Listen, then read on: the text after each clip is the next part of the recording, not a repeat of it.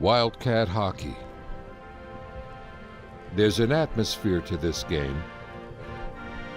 The icy chill that hovers in the air. The rumble of dedicated fans against the glass. The sound of metal carving its path. Someone once said hockey was figure skating in a war zone. They weren't exactly wrong. There's an athletic tradition at the University of Arizona. One that isn't deterred by cacti or blistering heat. A tradition of hard work, perseverance, and preparation. A tradition of camaraderie and of school spirit. It grants us hope when times are hard and makes us strong so we can rise to our feet again. This tradition, it lives inside these players, and it lives inside their fans. So join us. We're ready to bear down. And something tells us you are too.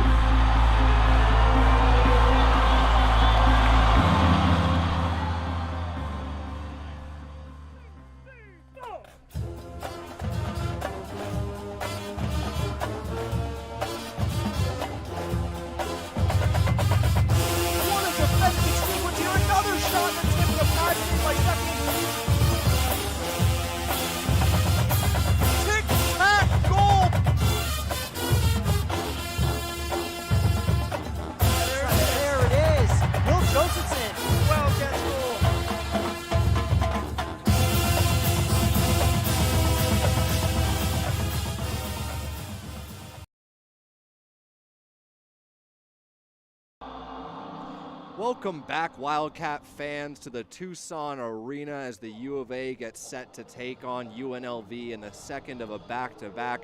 Tough result yesterday afternoon, U of A going down 6-1. Garrett, what did you see out of this group yesterday that really needs to get cleaned up? I saw a lot of chemistry. There's been a lot of line changes here in the past few weeks, so the chemistry is a little off with the lines. I think they need to change their mentality on and off the ice there a little bit, and I think they have a good chance of winning today. Yeah, a number of injuries have plagued the team. Lines are shuffled. Guys are playing with guys they haven't previously in the past, so certainly some work to do there, especially with ASU coming in next weekend. We'll be back in just a couple minutes to bring you Puck Drop.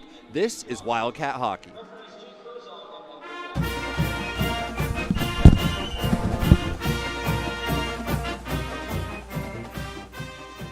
Welcome back, Wildcat fans, to another edition of the Bear Down Breakdown here with head coach Chad Berman. Back at the TCC this weekend with a tough opponent in UNLV. Looking back, though, to the road trip against Utah, some close games there. Did you feel like this team was in those and had the ability to win them and they just slipped away a bit? Yeah, obviously two tight games. Utah have nothing but respect for them. They're a scratch and claw kind of team. They just kind of find a way. They're very good in their building. Add to it the altitude and an Olympic-sized sheet. It's a challenging place to play, and we're going through right now like a lot of teams with injuries, and we were down to 3 lines, and I thought we fought as hard as we could given the circumstances, and just came up short. But we believe in our depth, so we're going to be banged up for a little while here, at least through this first semester. So we're going to have to lean on those guys, and we're excited to see how they handle the opportunity.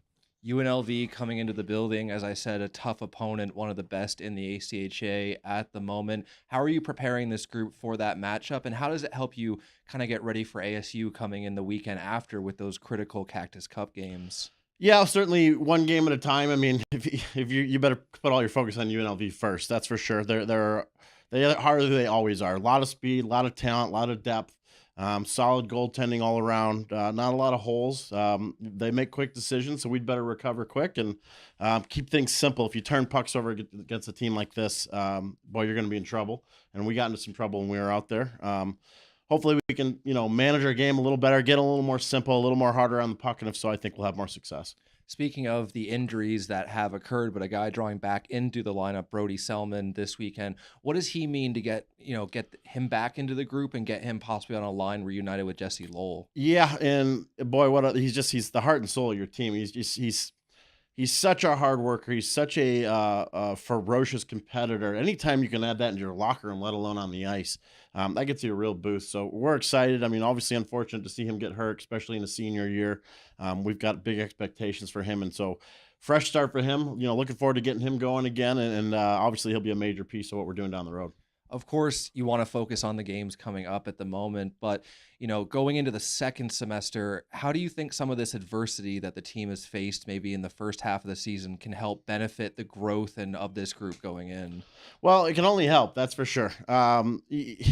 Like guys who haven't been tested guys who want an opportunity are going to get it, and I think we call him Bear, but Erickson has been a guy who's made a great example of taking advantage of opportunity, and he continues to do so and sends a good message to everybody else. There's jobs to be taken. If you put in the work and do the right things, good things will happen, and hopefully that reciprocates down the roster and people get that message. But to me, it's nothing but opportunity. Obviously we'd love to get healthy. We've got a pretty talented injured reserve list at this point.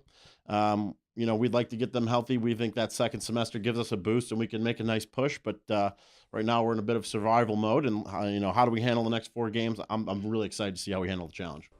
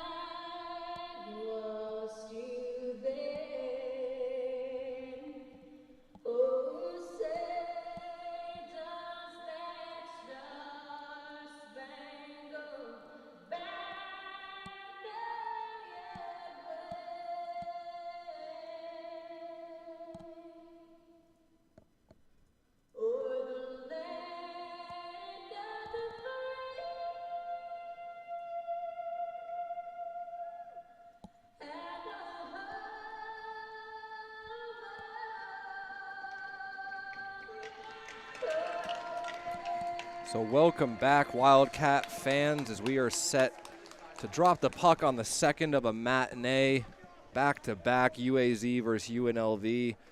Friday afternoon, yesterday's game, UNLV came into the building, and Garrett, to put it frankly, they were just the dominant team throughout 60 minutes. Yeah, they definitely were. They were moving their feet the whole entire game. They were out-skating the Wildcats, winning board battles, almost won every single face-off. So that's not going to get you to win a game there. No, the face-off dot has been a bit of a problem for the Wildcats throughout this season, and we saw it yesterday. UNLV just using the face-off dot to dictate possession throughout basically the entirety of the game. I mean, UNLV 100% on their penalty kill. They scored one shorthanded on a breakaway. Nicholas Sepinen in net for the Wildcats, who has been solid throughout the season, had a bit of maybe his roughest game of the season, led in 5 and was pulled by head coach Chad Berman. And TJ DeMillionaire, he came in relief, and actually I thought TJ did pretty well, only gave up 1 in the third period, but that was yesterday, this is today, and the Wildcats with a big litmus test here of a game. Not necessarily too focused on the outcome at the moment, but the effort is everything, and Jesse Lowell, a guy who always gives his best effort. He'll get into the zone, try to get one on net, but an active stick there by Ford gets in the lane. So speaking with head coach Chad Berman before the game, obviously not a happy camper after yesterday's game. And one thing that I know about head coach Chad Berman is that he's never going to criticize you for a lack of skill, making a slight mental error. Everyone does that. But one thing he will get on you for is a lack of effort and moving your feet. And when it came to moving your feet, puck battles, just tenacity in general, UNLV was the better team yesterday, and the scoreboard reflected it, Garrett. Yes, it did. So now UNLV, they try to sling one into the slot right away. Sepinen with an active stick comes out to the point, and that's a quick shot there. UNLV does a good job of having that shot first mentality. They don't look for anything too pretty, happy to just get pucks from the point on net. It's a winning formula in the ACHA. We've seen teams like GCU and Utah come in here and run that system, keep games close with the U of A, and Swiger, he'll get up onto the top line. That's going to be a trip there for sure. And you really, really hope Busby isn't too injured, as the Wildcats are already so beat up on the injured list. So a bit of a dangerous knee-on-knee hit there. Busby will give the edges a little bit of work to see how the knee's feeling, but that'll be number 12, Stathopoulos, heading to the box for the Wildcats. So less than a minute into this game, and the Wildcats are going to get a power play opportunity. Not able to convert on the power play yesterday. Wonder what was said maybe during the video session. The second unit will get the start. Josephson able to win a face-off. So now Selman, he tries to ring it around the back of the net. Selman drawing into his first game in a while yesterday. So he's still looking to get up to speed a bit, most likely. And not an easy task to do it against a team like UNLV, and Sepinen throws it out to no one and somehow is able to recover and make the save. But this is a scary moment here for the Wildcats, as the mental focus and lapses that happened yesterday led to so many of the UNLV scoring opportunities. And that's just pure miscommunication there with Sepinen and his defensemen. Just no one having any idea where they're supposed to be. And he throws that right out into the middle of the slot with multiple UNLV forecheckers. So no harm done for Sepinen, but you really hope that's not symptomatic of what the rest of this afternoon is going to look like. Yeah, I think that had to partly do. He didn't have very much defensive cover there. The Wildcats were going for a line change and didn't really have any options. So Swiger over the blue line, good active stick to break it up, but Shetland, he keeps it in now. Chioka at the point, quick shot with a screen out in front, and a good job by Benedetto to see that one. So luckily the Wildcats survive what looked like a guaranteed goal. So good on Sepinen for recovering quickly. And there, Jesse Lowell, he parks himself in front of the net. Yeah, Chioka with a quick shot. Yeah, that was a great shot positioning there by Chioka. Perfect height to get in a reflection. So there is another quick face-off win and a clear by UNLV. And, you know, after Sepinen made that little mistake, UNLV's got to feel like they can just maybe put the pressure on and get him to make another one. And a good forecheck here. So UNLV, after kind of running the Wildcats out of their own building yesterday, coming here again with the quicker legs and another little bit of a careless line change and a puck into an empty area, but no harm done. Now Malco with a good solo effort gets in, takes a quick shot, and Benedetto does give up a little rebound. So Malco, good job there, individual effort to get a shot on goal, but with no traffic out in front and a shot from that area, you got to think goalie's going to make that every time. But luckily, an offensive zone face-off, the Wildcats will try to win. Yeah, and UNLV is doing a great job of pressuring the Wildcats outside of the house, inside the defensive zone. And one thing I was really hoping to see from the Wildcats in terms of a response was, you know, kind of the intensity and physical effort. And I would say so far through the first 2.5, UNLV's harder on the hits, a little bit faster on the skates, and they turn it over here, and it's going to be Gallant on a shorthanded breakaway. Gallant in, and Sepinen makes a huge save here. Malco, he goes tumbling into the boards. Everything just feels like it's slightly off at the moment for the Wildcats. Another shorthanded breakaway. They gave up a shorthanded goal on the exact same play yesterday. So now Josephson over the blue line. He'll dump it in, and Selman will try to get there first on the chase. UNLV penalty is killed, and aside from that shot from Malco and a shot from Chioka, UNLV with the better of it shorthanded, and now a chance out in front. Kelly all alone, and Sepinen has to make another huge save. So at the moment, Sepinen really the only saving grace of the Wildcats. And now it's going to be Dylan Walker. He holds it over the blue line, tries to drop it back, not able to connect with Erickson. But UNLV getting a lot of time and space, odd man rushes. Not what you want to see out of the Wildcats to begin this first period. Yeah, UNLV is just definitely finding themselves in the right positions, keeping their feet moving there. They beat that icing there, so they got a shot on goal and an opportunity. So UNLV is not making it easy for the Wildcats, and Sepinen is definitely holding the Wildcats in this game. Yeah, he's made a couple terrific saves so far, and that's, in the bounce back category after Sepinen getting pulled yesterday, it's good to see him not have his confidence shaken, make a couple huge saves, but the Wildcats cannot let UNLV get that high quality opportunities consistently, or we're going to see a similar score line to yesterday. So now Fisher, he'll commit to his man, a quick shot from the slot there as Strong came in and was able to get the shot away, but just goes high and over the net. So now Johnson, UNLV will set it up in their D zone. Just flip it out to center ice, and luckily Fisher was able to get in the way of that one as UNLV was looking for the man breaking behind him. You got to look out for those cherry pickers. It's essential to have your defensemen know where those people are. So now Gallant, he goes in on a solo effort, circles back down low, and good line change here by UNLV as they get fresh skates, and another quick shot. Sepinen able to come out and seal off the lane on that one. So UNLV, their movement in the offensive zone, they just seem to have a better idea of where guys are going to be. They're able to change out a couple players behind the play. Gallant, he gets that puck in solo, retrieves it, finds a trailing man, and UNLV with another good scoring opportunity with 15:32 left to go in the first. And obviously this is the Wildcats home broadcast, but just like yesterday, UNLV is just, it's hard to stop talking about them when the Wildcats have not been doing a whole lot right. Another quick shot with a screen out in front. Sepinen got in the way of that one. So McCullum not able to hold that at the blue line. Michael Pizzo, the new addition for the Wildcats, trying to skate onto that one. Sepinen behind his net.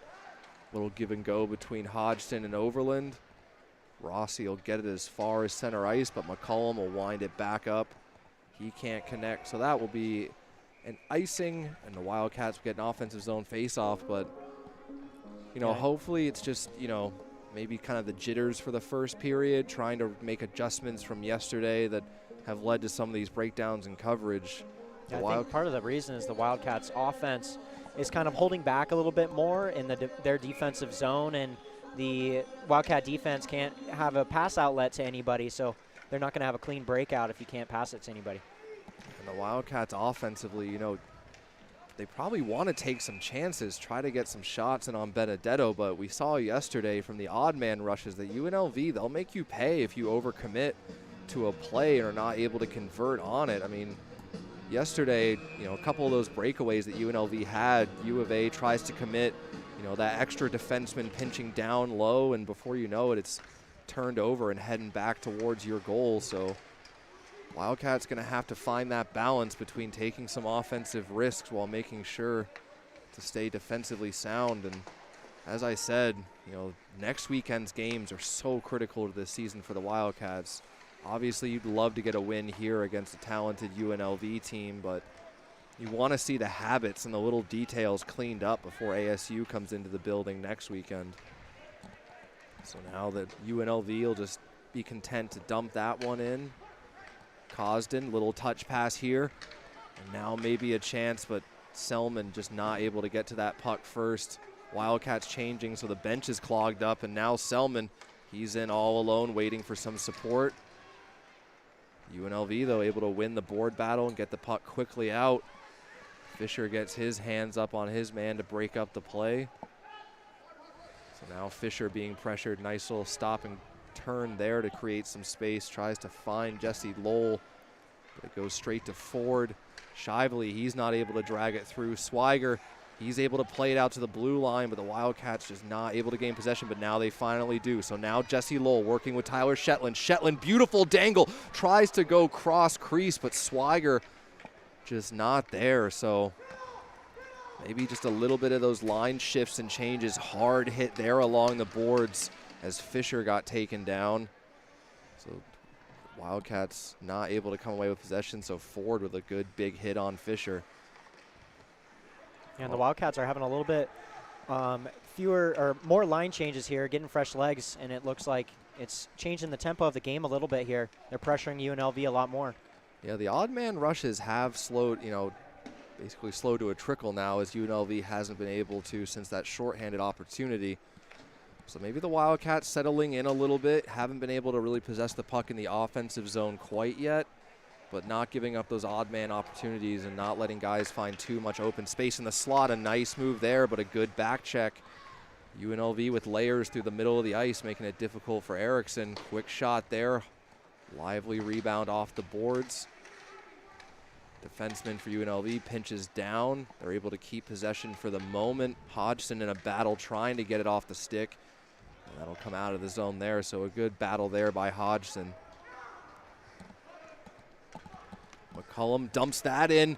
Too much time and space, though, for Strong, as Seppänen has to make another great save. So some guys just getting lost in coverage at the moment, as UNLV players are finding themselves with a lot of time and space right in front of Nicholas Seppänen, who has been fantastic so far this period. Now a chance, quick shot there, and McCullum does a good job getting his stick in the lane. No one knows where the puck is. So the good job there. Chioka, he's going to go at it a little bit there with Mensch. And these are two teams that absolutely do not like one another.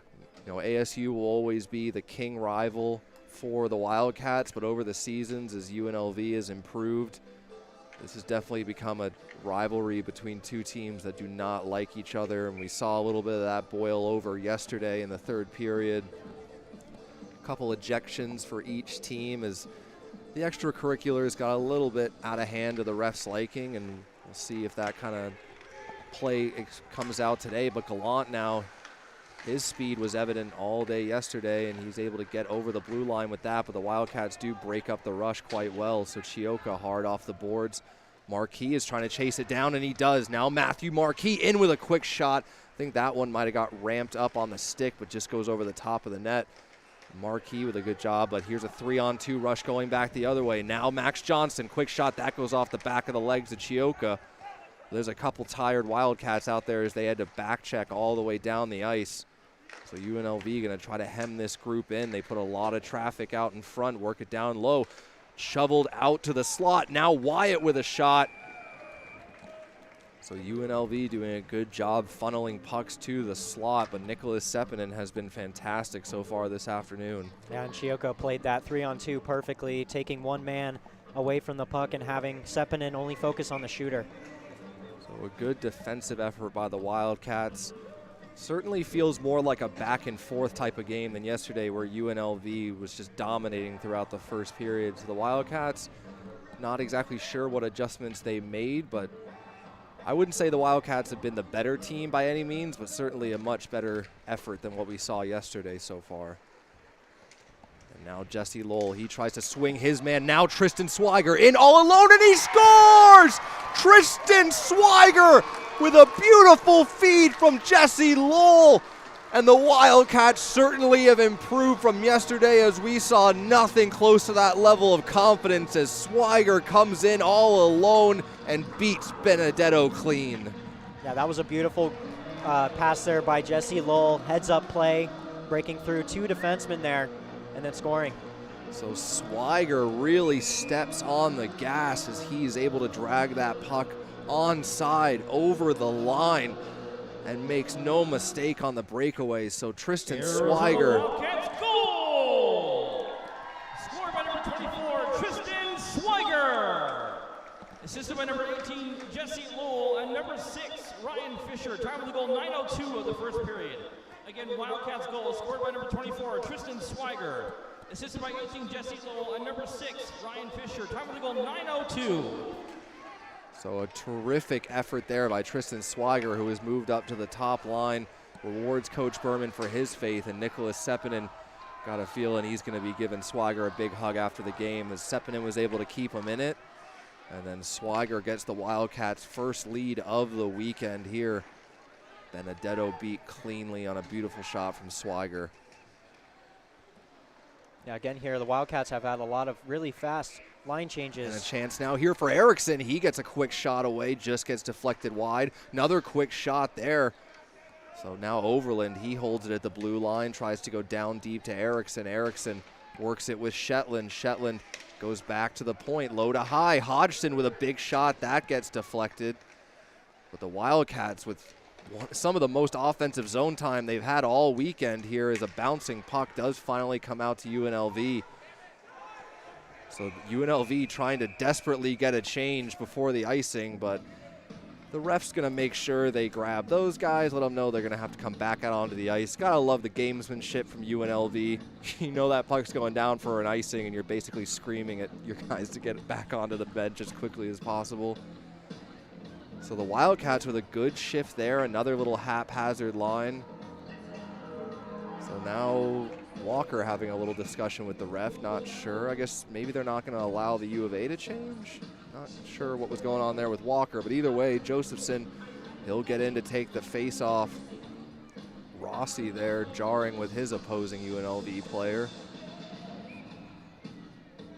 UNLV likes to be a vocal team. I think every confident team likes to send the chirps, but UNLV can be a bit chirpier than some others, so we'll see how that develops throughout the course of this game. And Busby throws it down low. Josephson, he's able to just kind of flick that one back into the slot as Benedetto was down and out.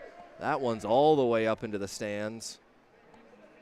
Yeah, and UNLV is really good at getting in the heads of their opponents and kind of knocking them off their pedestal a little bit. Well, I gotta say, you come into a building and you win 6-1, you're allowed to send the chirps, but the Wildcats gonna have to be mentally resilient in regards to that, not let it get to them, because staying out of the penalty box is a key to having a chance at beating this UNLV team on the second day of the back-to-back. But Wildcats with a much better effort so far this afternoon. Great to see that type of response from this group, especially in terms of, the first half of the season is close to wrapping up here, but second half of the season, everything can change. Start getting into form at the right time, right before the national tournament. You never know what could happen, but now Rossi, he works the give and go with Pizzo. Rossi tries to skate onto it. Josephson overcommits. That allows UNLV, but a great effort there by Pizzo. Not exactly the most beautiful hit of all time, but just get a body in the way. That one is going to go all the way down for another icing. I don't even remember if UNLV iced the puck a single time in the first period yesterday. They really weren't forced to, but UNLV's passing was insane yesterday. I don't think they missed any passes to the guys that were circling in the neutral zone, and they just had textbook plays going into the Wildcats' defensive zone. And I think the passing's just a little bit off today. And I do think that's also a result of the Wildcats in a face-off win here. Another thing we didn't see too much of yesterday. So now a great chance here for Shively. That one gets blocked. So Malco, that's going to be an expensive little interaction there as his stick gets smashed. UNLV, now they'll bring it over the blue line. That's the type of pass UNLV was able to convert on every time yesterday, but Brody Selman does a great job reading that. Cosden just knocks it into the zone over the blue line through the dead lumber. That is one thing, these hockey players, it's not like the NHL where you got an equipment guy with 10 identical sticks. These are precious commodities to these guys, so maybe Malco can use a little bit of that frustration from the stick being snapped to repay UNLV with a goal. So that one hits a UNLV player, comes down in the neutral zone. They'll try to get that one to the red line, just content to dump it in and go for a line change. Sepinen, a little bit better communication there with Overland as he finds him for the outlet. Quick up through the middle, but Lowell not able to gain the red line, so that'll be an icing against the U of A. And it looks like the Wildcats are seeing a lot more success spreading out in the neutral zone, opening up for the defense to shoot them a pass over to them. So with 7:35 left to go in the first, Wildcats up 1-0, coming on the goal from Tristan Swiger, assisted by Lowell and Fisher. And I hate to use the cliche, but the Wildcats are just much more focused, a lot more effort. Skates are moving a lot quicker today. The legs seem more engaged. Some of those passes that UNLV was able to just easily connect on just because Wildcats were losing some guys in coverage. And now Swiger, he tries to feed middle. Shetland would have been all alone. But Swiger just not able to complete the pass, but a great back check there creates another opportunity. Now Tristan Swiger over the line, waits, holds, looks to go middle, back behind the net, tries to find Shetland out in front. They almost connect, and UNLV had completely collapsed. 5 men down low. No icing there as it's in on Sepinen, but Tristan Swiger having a fantastic game so far, and now it's Eriksson He looks to find the trailer, and Chioka, he tries the drag snapshot, just not able to get much on it. Josephson finds it. Chioka tried to go back to the point with Walker covering his position, but UNLV gets in the lane. Now over the blue line, UNLV look to set up, but good job there by Josephson to break up that play.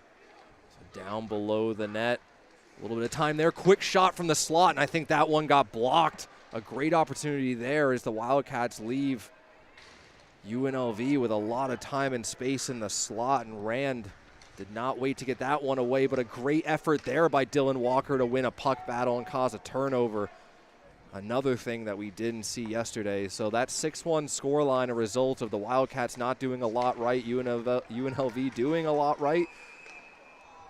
And even though UNLV is still trying to do the right things, Wildcats have made it much more difficult for them today. Yeah, both teams really stretching the ice right now.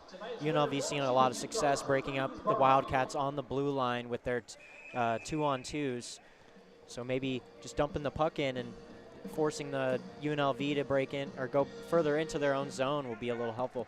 And sometimes you never know which guy in your lineup is going to provide that spark and, you know, be the guy on any given game. But Tristan Swiger so far with the goal scored, now a chance, and UNLV finishes it off. So a play from behind the net. They find the trailing man in Cole Wyatt, and he makes no mistake burying that one on Sepinen. So a good even first period. Do think the Wildcats have had a bit of the better of the play, but UNLV, they've got their own systems to work. They get the puck in deep and find the trailing man. But I honestly believe that after yesterday's game, you know, if this stays 1-1 going into the locker room, the Wildcats are not going to be upset with that at all. UNLV is going to be a very difficult team to have the odds of shutting out. So it's going to be the offensive support they need. Hodgson takes a spill, but the Wildcats in good support do not allow UNLV to get in on the odd man rush. So now Johnson, he takes a hard hit there from Jesse Lowell. As Gallant, he'll get it in. Overland gloves it down. 5:26 left to go in the first, all tied up at 1. Goals coming from Tristan Swiger for the U of A and Cole Wyatt for UNLV. And now Lowell, he'll dump it in on Benedetto.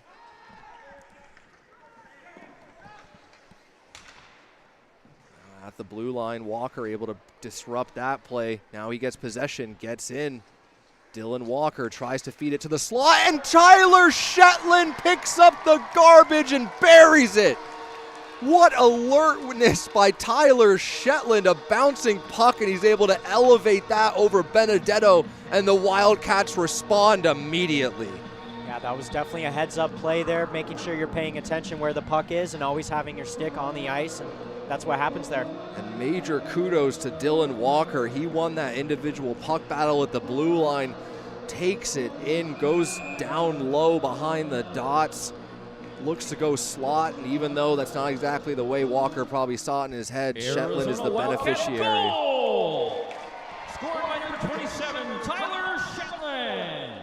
Assistant number 3, Brian Erickson, and number 16, Dylan Walker. Again, Arizona goal scored by number 27, Tyler Shetland.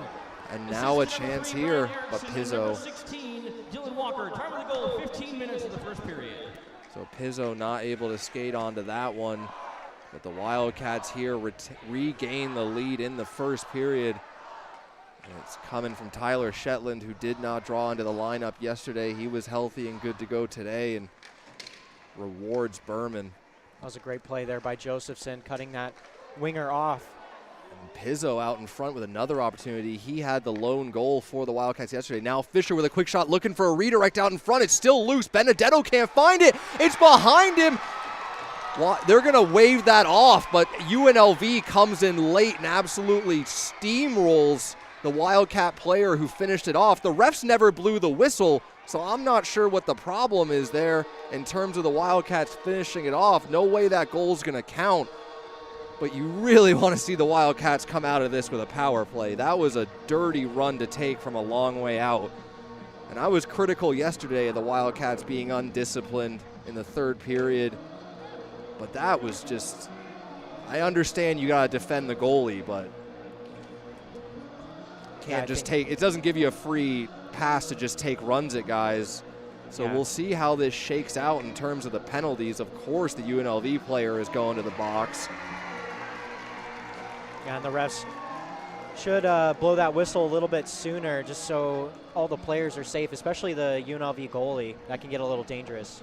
Yeah, I mean, Benedetto was flailing around trying to find that puck. It was never under him, so I can see why the refs didn't blow it, but between UNLV defenders trying to push guys out of the crease and UNLV players crashing down there along with U of A scrambling for the puck, it does put Benedetto in a bit of a dangerous spot. And as I said, there is nothing wrong with defending your goalie, but there are certain ways to do it. You can't take 5 or 6 strides and just bury a guy. So we'll look back at the replay. Honestly, with refereeing, there's no point in trying to figure out. It could be matching. We'll see here what the refs decide to do. Hopefully they kind of get a little bit of control of this situation. Don't let the game get out of hand. As yesterday, you know, the Wildcats were the one who took the undisciplined penalties, mixed things up a bit too much. So now we'll see what the referees decide to come out of this with. I mean, there was certainly a scrum at the net, but a brutal hit there after the whistle had gone. Yeah, it looked like it was on both sides there, kind of throwing cheap shots at each other. I mean, obviously, you know, the first cheap shot comes from somebody and then it's kind of a cascading result of subsequent ones. But that's the thing. You never know if the refs are going to take the guy who instigated it or the guy who retaliated. Looks like more people are going to the box here. So I've got a feeling it's going to be matching penalties all the way around. As UNLV did initiate it, U of A retaliates, so they take the instigators and the retaliators, throw all 4 guys in the box. And we'll see if it's just going to, if we're going to go. Oh, and now Fisher is going to come out of the box. These long rambling sessions with having no idea what the referees are going to do is probably the most painful part of broadcasting. You know, I listen to NHL broadcasters. They'll give their opinion about what the refs should do. I don't feel like I'm in a position to do that. And also, it's the most useless endeavor on the planet trying to think about what the refs should do. Because I don't think there's ever been a hockey fan who loves officiating at any level of this game. I mean, the NHL has been plagued by it a lot this season with controversies. But between the Department of Player Safety and what they hand out, between goalie interference and how that gets called, it's officiating in hockey is very difficult to describe to people who don't know the game, because not all penalties are penalties. Sometimes, as I've said, I've hit the end of my rambling quota, so I'm really hoping they're able to wrap this up soon as they give the explanation to Coach Berman. I'm guessing he's getting the longer explanation because he wasn't exactly completely in agreement with the referees. Luckily, though, no one comes out of that with any injuries. Benedetto's looking fine there, down there in the other end of the net. A couple guys got hands up high. Chioka's helmet got knocked off. So this puck drop is going to come outside of the UNLV zone. We're going to go 4-on-4 here. So with 2 guys in the box for each team, we're going 4-on-4. This will be interesting for the PA announcer. I mean, Garrett, you played hockey much more than I did. With 2 guys going to the box with matching coincidentals on both teams. Rebels penalties to number 28, Heath Mensch, 2 minutes for roughing. And number 22, Alec Johnson, 2 minutes for holding. Wildcat penalties to number 7, Nicholas Chioka, 2 minutes for roughing. And number 23, Ari Rossi, 2 minutes for slashing. Time of the penalties, 15:50. So holding, slashing, and 2 roughings. 4 guys go to the box, but we skate 4-on-4 here. Does that, how do you make sense of that, Garrett? I mean, I think the Wildcats should have had the penalty kill here, because since it was initiated in front of the UNLV goal, referees might tend to cater to the team that was the goalie that they were going against, and it was kind of interesting that it was going both ways for them. Yeah, and this will be something I'll have to figure out. Maybe my brain isn't just processing too quick, but you'd think with 2 guys each going, we'd be 3-on-3 here. But we're 4-on-4, and that's all that matters. So Wildcats, they take the brunt of the assault after running into the goalie. They retaliate enough. We get a little plethora of different penalties to start the game, but still 4-on-4 even strength. And staying out of the box for the Wildcats, you know, I can understand after yesterday you've got something to prove. There's frustration, probably borderline anger, but staying out of the box and staying disciplined is key for this Wildcats group against UNLV that on the power play can be quite dangerous. So now Shively, in good job in support, tries to get it out of the zone, but held in at the blue line. That puck's got to be hard and out. Kelly, he gives a bump to Fisher. 15 seconds left here on the 4-on-4. Very back and forth action here through the neutral zone. Neither team able to really hold possession too long, and now Kelly will try to change that for UNLV. Kelly with a quick shot and a good save by Sepinen. Yeah, Wildcats are doing a great job of breaking up those lanes there. I just think the fight back from this Wildcat group so far in this first period, you know, they score the opening goal on a beauty from Swiger. UNLV is able to tie it up quickly on a nice little give and go that Wyatt finishes off, but Dylan Walker with a great individual effort sets up Shetland, but UNLV able to gain possession off the face-off, which is not something they've been able to do too much here in the first, and something we saw plague the Wildcats yesterday, but a good clean breakout here. Chioka just not able to hold on to it. Yeah, and I'm seeing a lot of very good communication between Overland and Hodgson tonight. They're doing a lot of D-to-D passes, making sure they're communicating. Someone's always covering the front of the net there.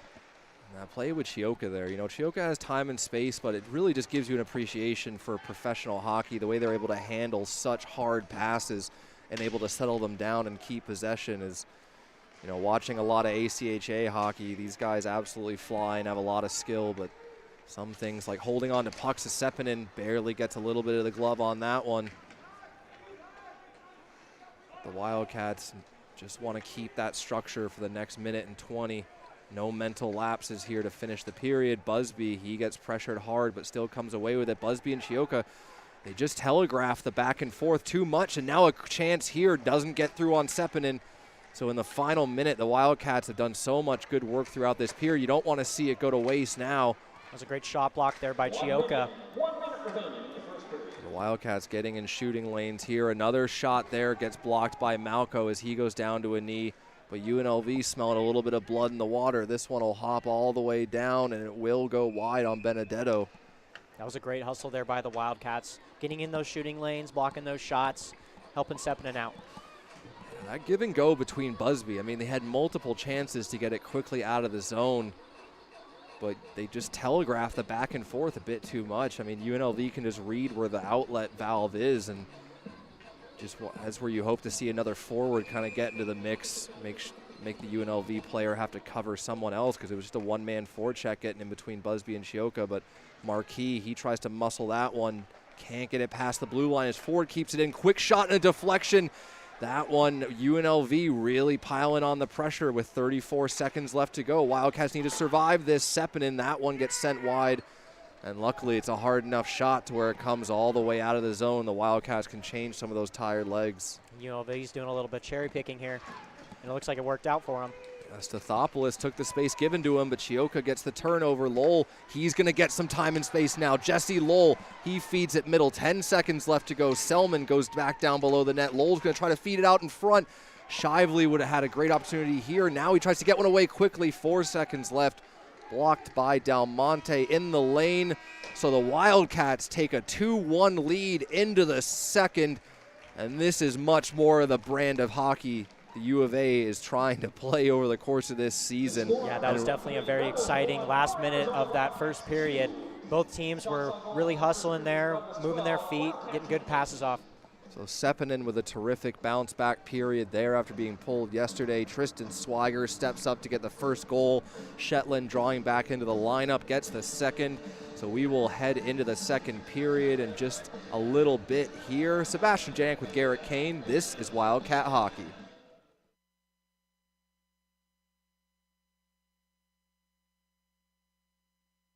Hey Wildcat fans, we need your help in setting the tone in the fight against cancer. Coming up on December 9th is our annual Pink the Rink game, where you could purchase a jersey just like this for $250 and put the name of a loved one on the back. All proceeds will go directly to the Arizona Cancer Center, and you could stay after the game to receive your jersey right off the player's back. Wildcat fans, we need your help setting the tone in the fight against cancer. Wildcat fans, we need your support this year at our Pink the Rink game. Purchase your jerseys today and join us in the fight against cancer.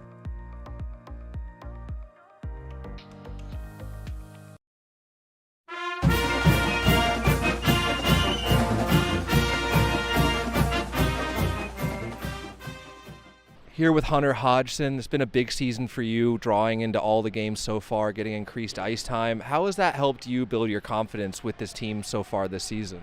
Yeah, like you said, it is all confidence just with ice time and being out, playing more minutes, just getting more comfortable in front of the crowd here at home and just comfortable. I've been playing with Overland quite a bit, so he complements my game pretty well, and it's just he's an easy player to play with, so it makes it easy on my part.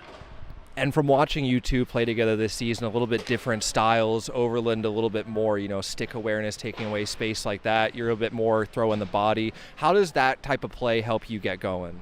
Yeah, it forces me to be in your face, and I like to play in that, I like to play intense, and like I said, it complements me and Overland, and it just works out, and we tend to do good out there together.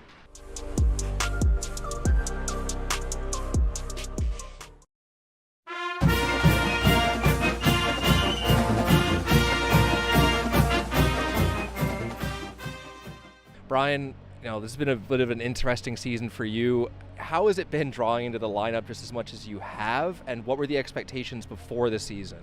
Yeah, it's been fun. It's been a lot of fun. Coming into the year, I wasn't expecting to play a lot, but we had a few injuries, a few things happened. I got a chance, and I tried to make the most of it, and obviously, I'm still playing, so it's been good. It's been fun. Coming into the UNLV weekend, looks like you might be on a line with Brody and Jess. How do you feel that your game can help complement those guys? Yeah, Brody and Jess just have a lot of speed, so I'm just trying to match that speed and just kind of be fast down the ice, be dirty in the corners, get pucks to them, get shots, and just kind of get rebounds and play hard. Talking about speed and physicality, since this is your first season in the ACHA, what was that ramp up like coming into this season in terms of just the change of pace and, physicality? Yeah, definitely. Definitely the physicality's been the biggest thing. Guys finish hits, you don't get called for hitting somebody too hard, like U18. So it's been definitely a huge ramp up physically, and just with the speed, obviously with older guys, it's gonna be faster. So, but it's been manageable. And looking at your game so far, since you've come into the lineup, you definitely are a guy who likes to throw the body, get a little bit physical in the corners. When you look at a guy like Jesse Lowell and what he's able to do with his style of play, does it kind of make you model, your game after a guy you're playing with like that a little bit? Oh yeah, 100%. Jesse, I like to think is how I want to play in a few years. We play very similar games, kind of similar builds even. He's a little taller, but yeah, just I want to model my game after him to kind of get that speed and that strength, just so I can he kind of bullies guys out there, and I kind of want to do the same thing.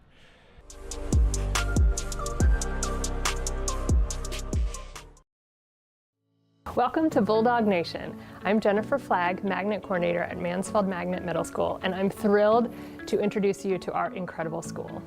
Mansfield Magnet Middle School is an A+ award-winning, nationally recognized science, technology, engineering, and mathematics magnet school located on 6th Street, right across from the University of Arizona. We are a community dedicated to students' academic and personal success for today and the future through STEM education. At Mansfield, our quest is to be the best. Teachers embed at least one of 17 STEM practices in every lesson, in every class, every day, so that students experience inquiry and collaborative problem solving throughout their day. One of the things that makes Mansfield so special and successful is that STEM is integrated throughout the entire curriculum. We have a 7-period day, which allows students to take specialized STEM courses in addition to the core curriculum. They also engage in quarterly cross-curricular STEM units in which they engage in topics and problems from a variety of perspectives and content areas. We also partner with the University of Arizona and a variety of community organizations to host family STEM nights and STEM challenges to enrich and extend student learning. And we are a technology-rich campus with a 1-to-1 iPad program through our Verizon Innovative Learning Schools grant. But Mansfield isn't just about STEM. We offer GATE, pre-advanced placement, and intervention classes to ensure that every student is challenged and supported to reach their full potential. In 8th grade, students can take up to 5 high school credit classes in English, math, science, Spanish, and teen court. As a comprehensive middle school, we also have an extraordinary fine arts program that includes visual art, chorus, band, orchestra, and guitar. Students can also choose to study Spanish, take PE, or deepen their STEM learning with Science Olympiad. And we're very proud of our girls and boys sports teams, including volleyball, basketball, cross country, soccer, and track and field. While Mansfield is able to offer all of these opportunities, we're also sensitive to the transition that our 6th grade students are making from elementary school to middle school. We have a dedicated 6th grade wing, lunchtime, and counselor, and we use a team model so that our 6th graders see the same team of teachers all day. If you are interested in learning more about Mansfield Magnet Middle School, please visit our website or our Facebook page, or call the Magnet office at 520-225-1807. Go Bulldogs!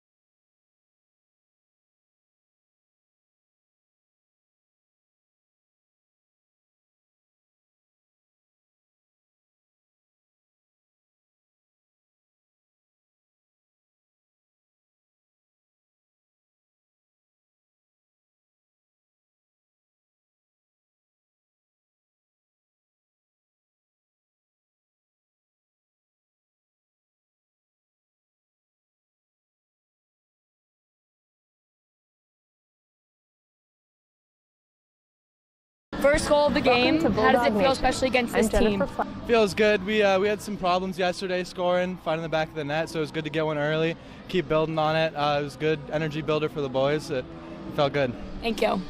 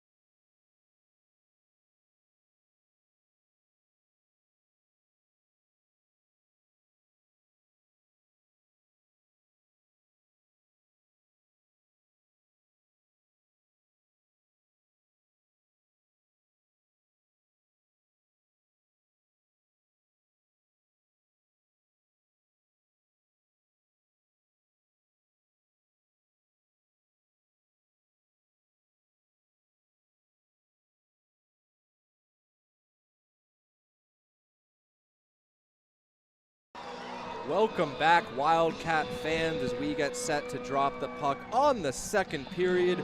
Wildcats come into this next 20 minutes up 2-1 with goals coming from Tristan Swiger and Tyler Shetland. So a much better effort from the Wildcats in that first 20 minutes than we saw in all of 60 yesterday. So a good response from this group. Was emotionally and physically tested yesterday, going down 6-1, but it's a brand new day, a beautiful Saturday here in Tucson, Arizona at the Tucson Arena. Thank you everyone for joining into the stream.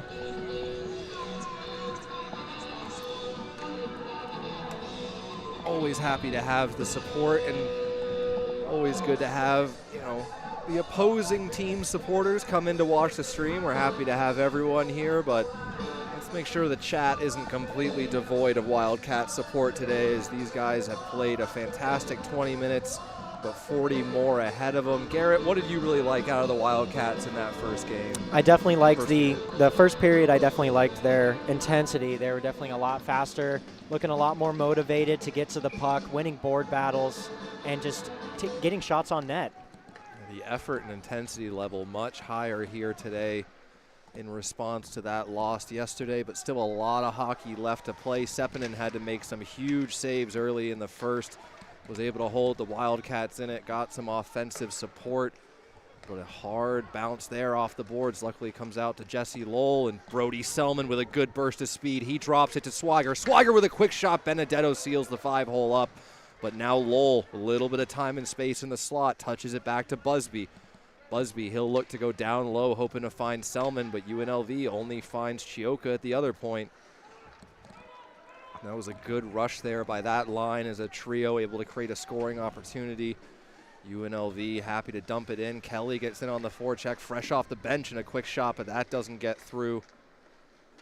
Wildcats have done a much better job getting in lanes too. Just whatever aspect of the game you want to look at, it's been better here today in every single way. Swiger can't fight that one out of the zone. Now UNLV, they try to go back to the point, and they do. Quick shot there, and Sepinen with a fantastic save to fight through the traffic with bodies out in front.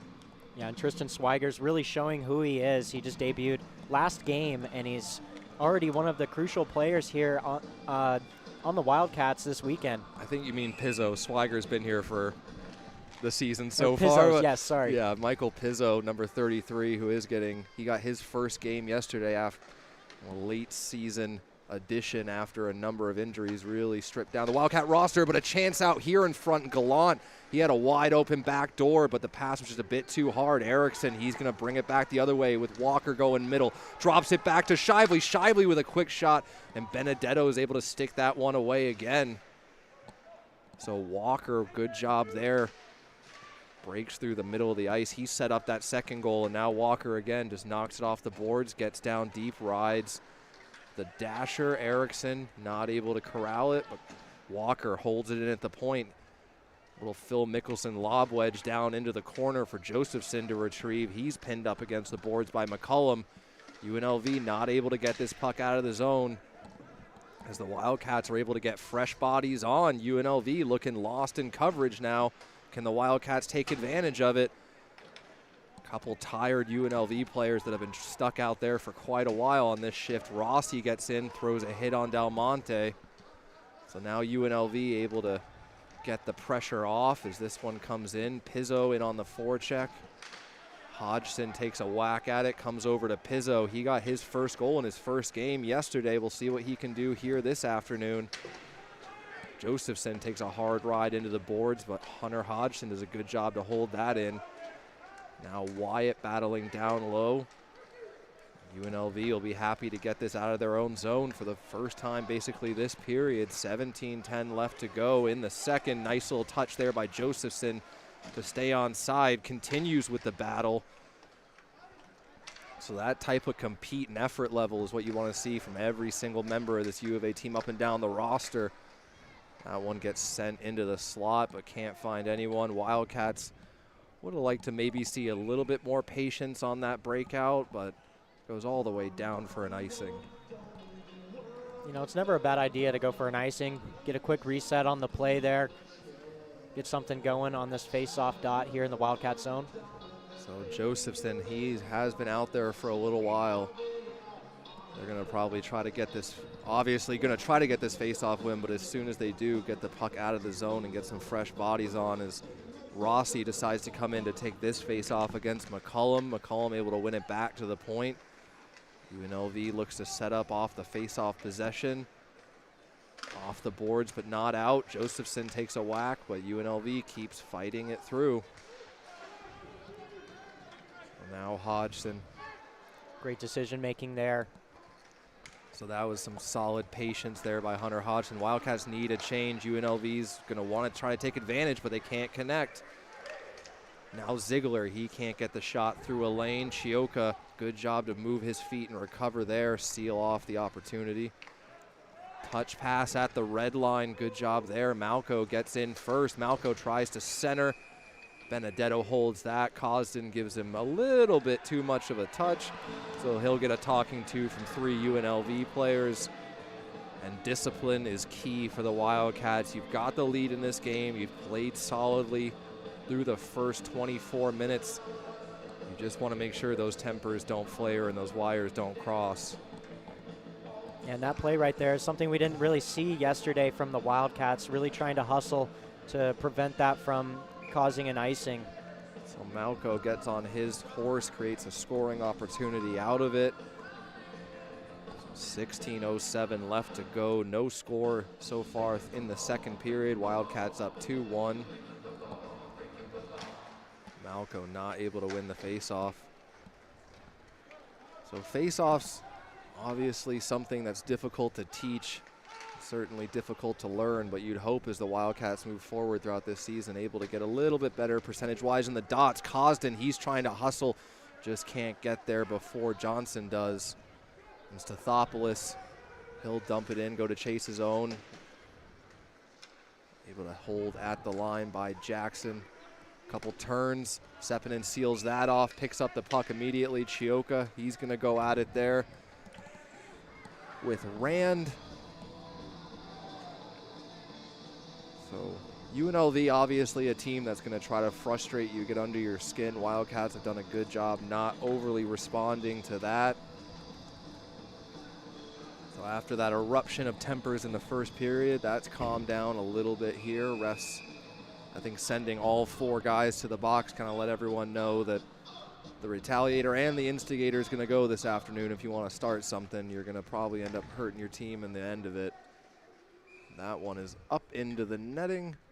So we'll do the face-off once again in the U of A zone. We'll see if the Wildcats are able to get possession here, as Selman in to take the face-off against Gallant. Brody Selman, he'll settle into the dot. Good job there by Selman to win that and get possession. But Lowell not able to corral that. Shively gets in a lane and makes sure the shot doesn't get through on Sepinen. Swiger off the boards and Selman finishes it off, but that's going to go all the way down for an icing. So the Wildcats are going to have to win another face-off here. Yeah, face-off wins in the defensive zone are very important to set up a play here for the Wildcats. Quite often, a lot of UNLV's best opportunities yesterday, aside from some of the odd man rushes and breakaways, were set up off of face-off possession plays. So Selman will settle in to take another one. Try to get this one out of the zone without an icing this time. Little warning there from Selman. UNLV right off the face-off, that's what they like to do.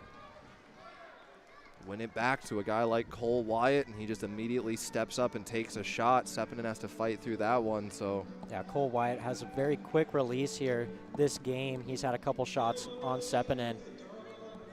One of the leading scorer for UNLV this season. You can understand why winning that face-off to him. Never gonna be a bad idea for UNLV, but Selman, great job to win that one.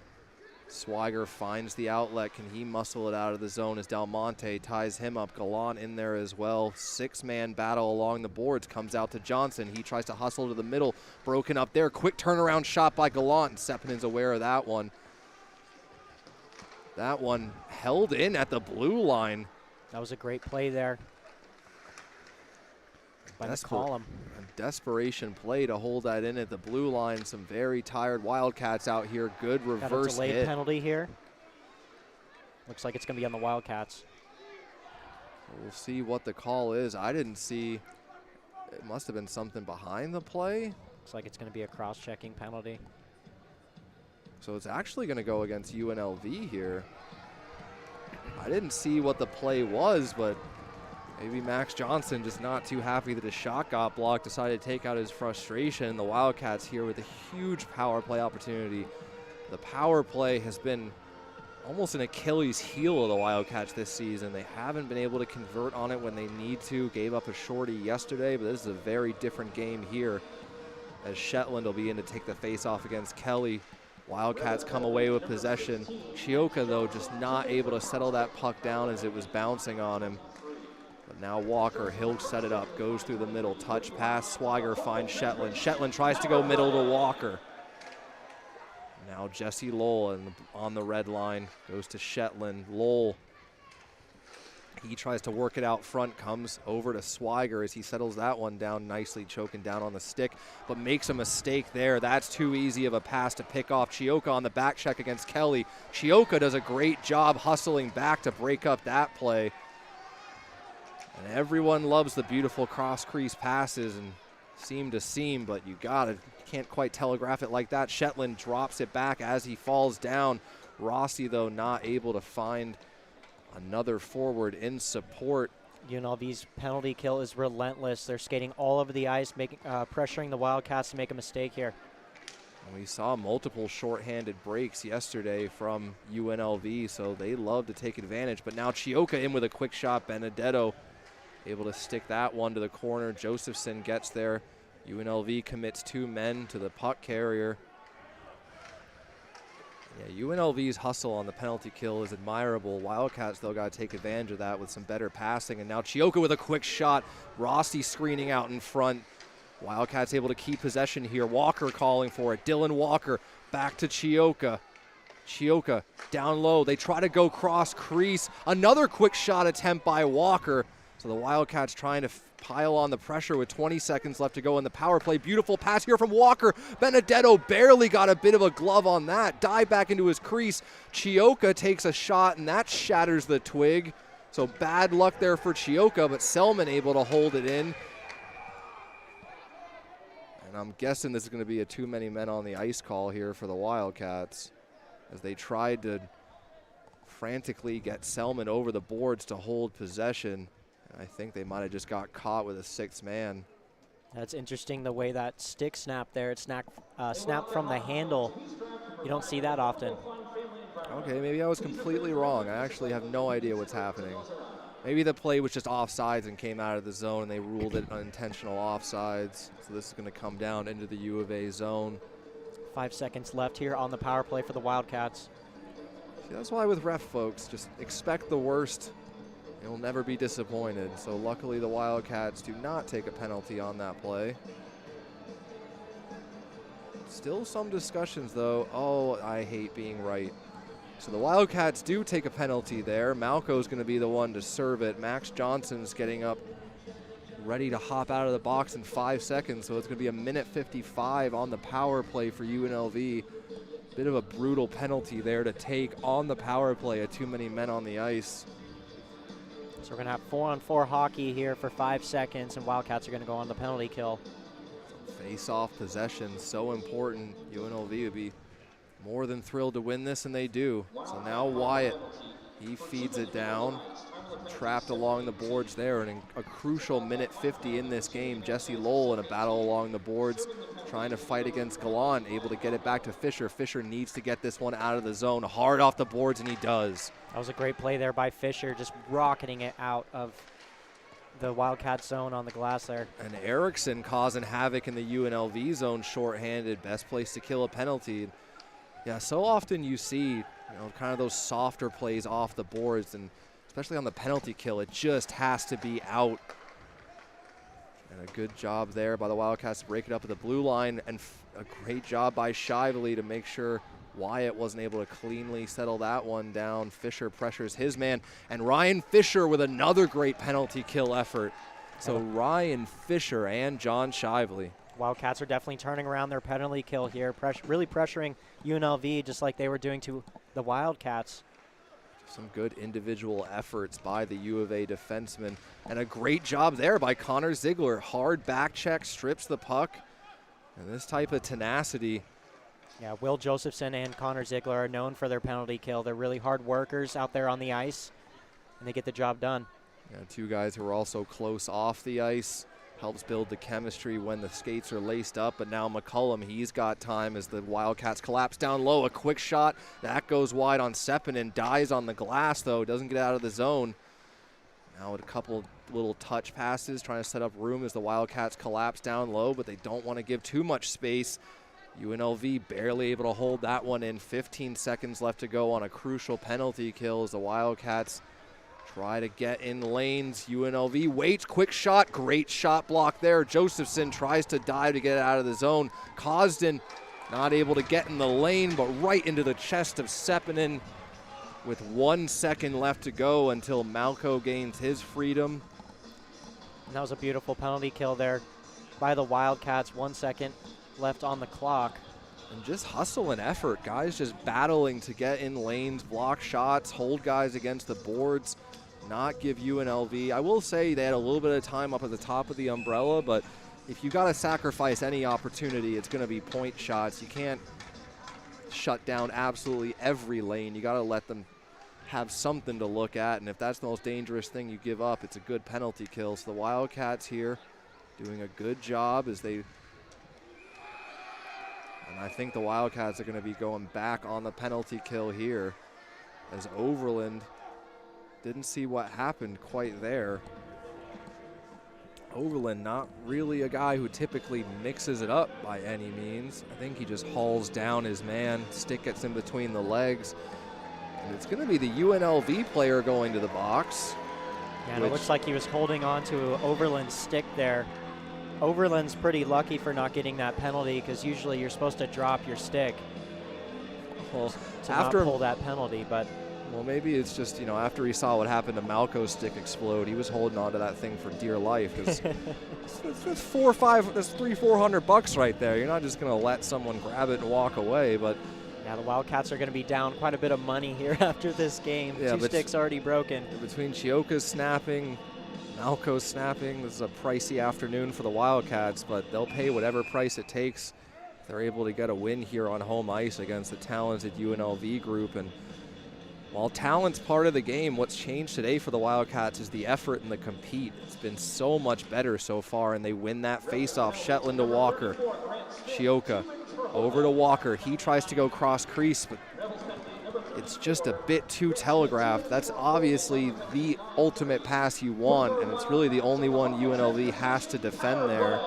And Walker has such a great shot. You'd really love to see him just rip one on net from that position, try to cause a rebound and some chaos. We'll see if he takes a different mentality next time he touches the puck. Chioka takes the space in front of him, comes down the boards. Lowell gets in there. Walker, he comes in as the third man, trying to scrape that one out. Puck does come free. Now a chance here. Chioka, Shetland calling for it. Shetland with a good shot there. The Wildcats trying to keep possession. Chioka just not able to keep it at the blue line, but great hand-eye coordination to knock it down. Lowell weaves in and out of Swiger, just dumps it down low. Benedetto comes out to play it. Jesse Lowell all over him, but with Wildcats committing 2 men down low, if Malco didn't hold that puck in there against the boards, UNLV could have had another shorthanded break. So Walker back to defend now, 2-on-1 though, with a good back check from Malco as Kelly tries to hold on to it. Walker separates man from puck and finds Malco. Little dump and chase there as Benedetto's able to hold that on Overland. And the Wildcats power play, you're seeing a lot of intensity here from Jesse Lowell, throwing the body all over the place, being in the right spots, getting those into those board battles.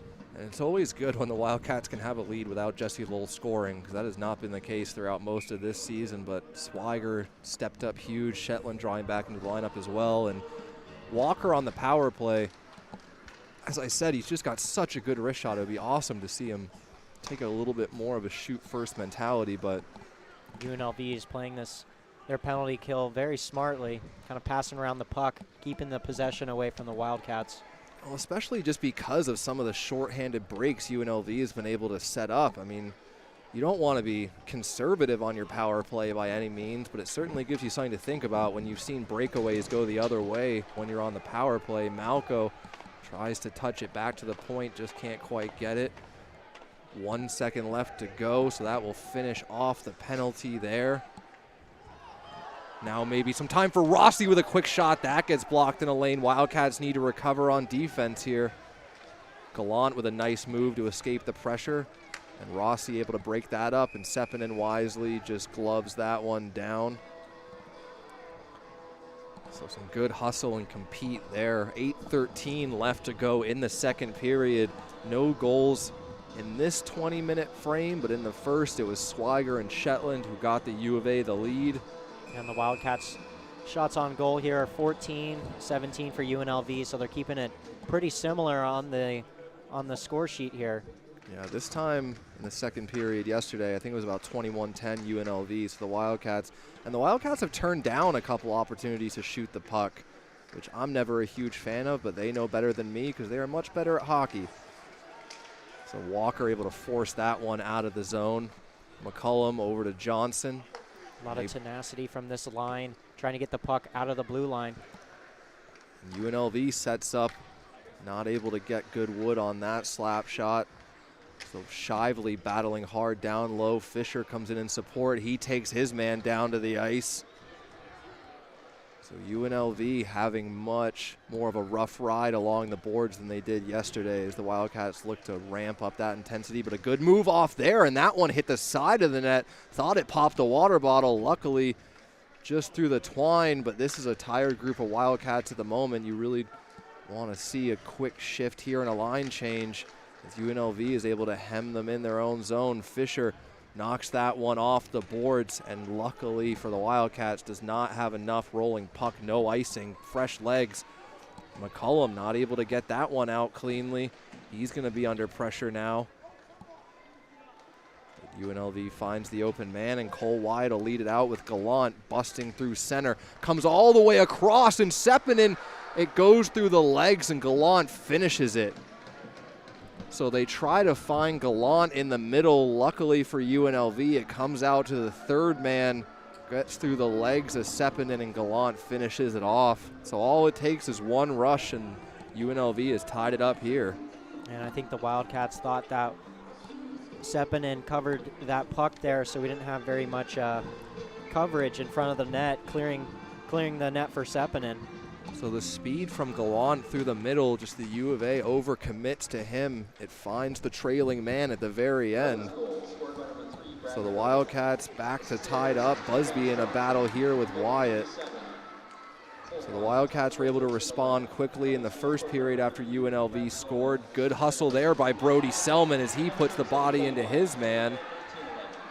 I guess that's going to be a penalty there against Selman. So the Wildcats are going to go shorthanded, I think, after this play. I thought Selman did a good job hustling on the forecheck. So it's actually the UNLV player being escorted over to the box.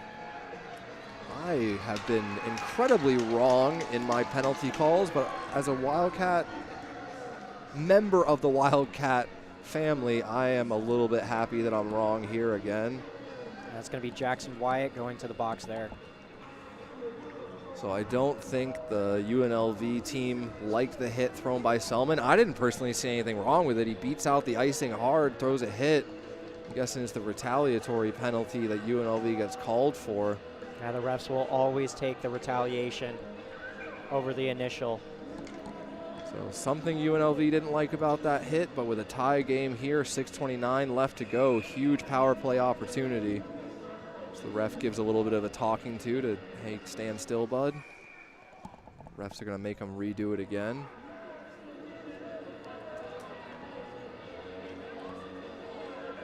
So Shetland in to take the face-off against Kelly.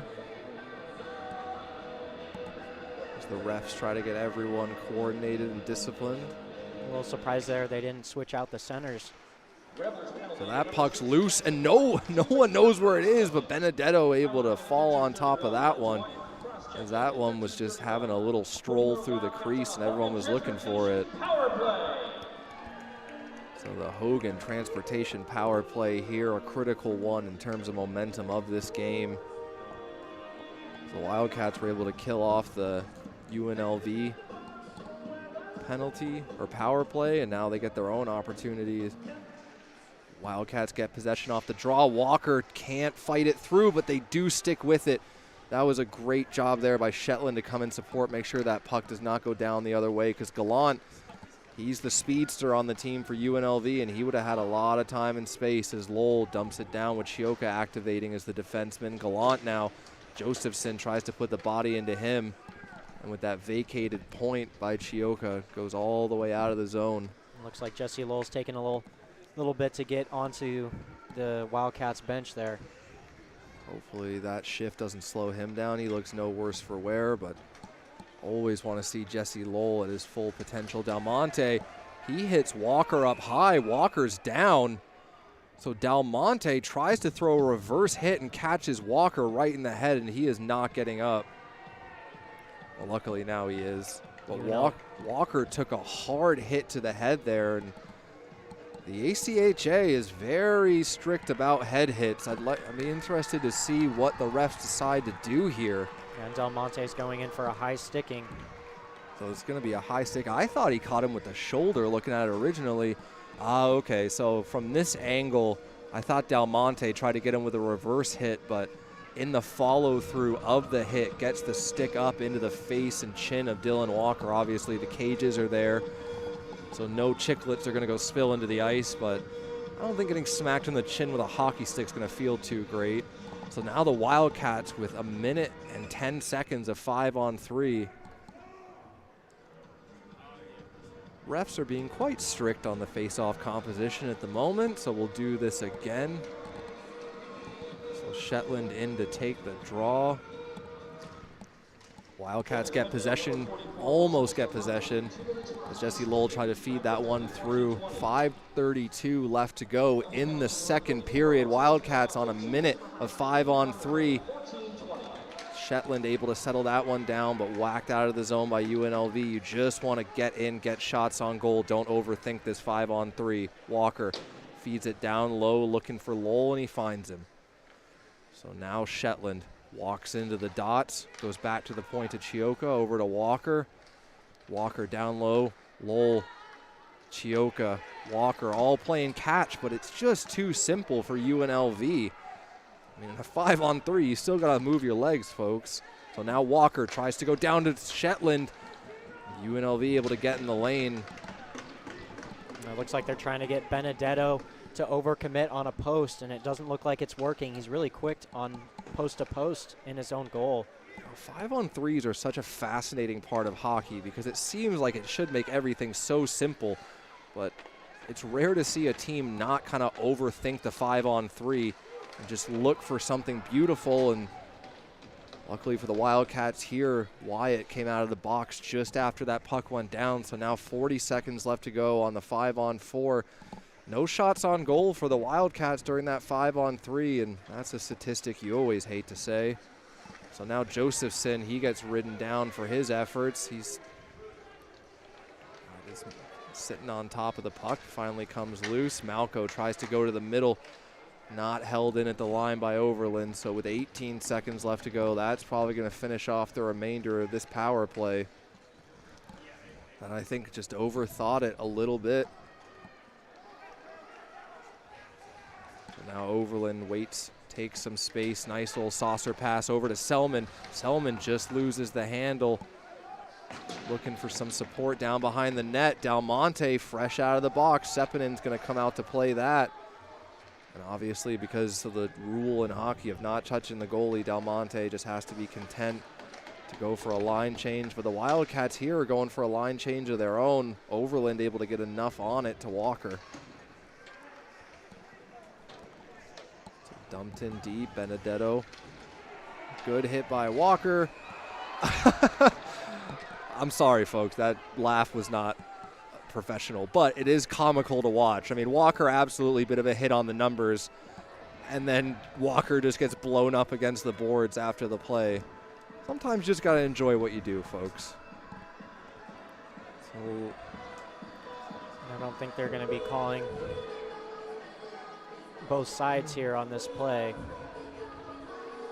Like I said, Garrett, you're going to die a young death if you worry about what the refs do. So Walker absolutely should have got a penalty on the hit, but after the whistle's gone, it's just another hit immediately after. So hockey can be comical occasionally. Just looking back at the replay, trying to see just how long after the hit from Walker was the retaliation. Okay. Fascinating interpretation by the refs, but Walker certainly deserved to go to the box, no doubt about that. And after UNLV is able to kill off a 5-on-3, they'll get their own opportunity here on the power play with 3 minutes left to go in the second period. Wildcats working hard to take away lanes. Jesse Lowell puts enough pressure on Wyatt to make him hesitate, causes a turnover. Benedetto with Erickson bearing down on him. Considering Erickson's nickname is Bear, I'm disappointed in myself that I've never used that before. But anyway, Fisher, he'll take a bump behind the net. Wyatt now rings it around, finds an empty point. Luckily, the ref kind of separated the skates to let that one out of the zone. And the Wildcats are seeing a lot of success here on the penalty kill. Really shutting down UNLV, just getting the puck all the way to UNLV's zone, having to have reset, killing a lot of time here. So a good burst of speed over the blue line here, and they'll look to wrap it out in front. Almost do, but broken up in the lane. Now Mensch, he tries to get it across to McCullum, goes through him, but it finds the third man. Down to Mensch, he's looking for a shot lane, can't find it. Josephson, good little stick in the lane there. McCullum, back to Mensch, back to McCullum. McCullum, Josephson again does a great job getting in the lane with 41 seconds left to go on the penalty kill.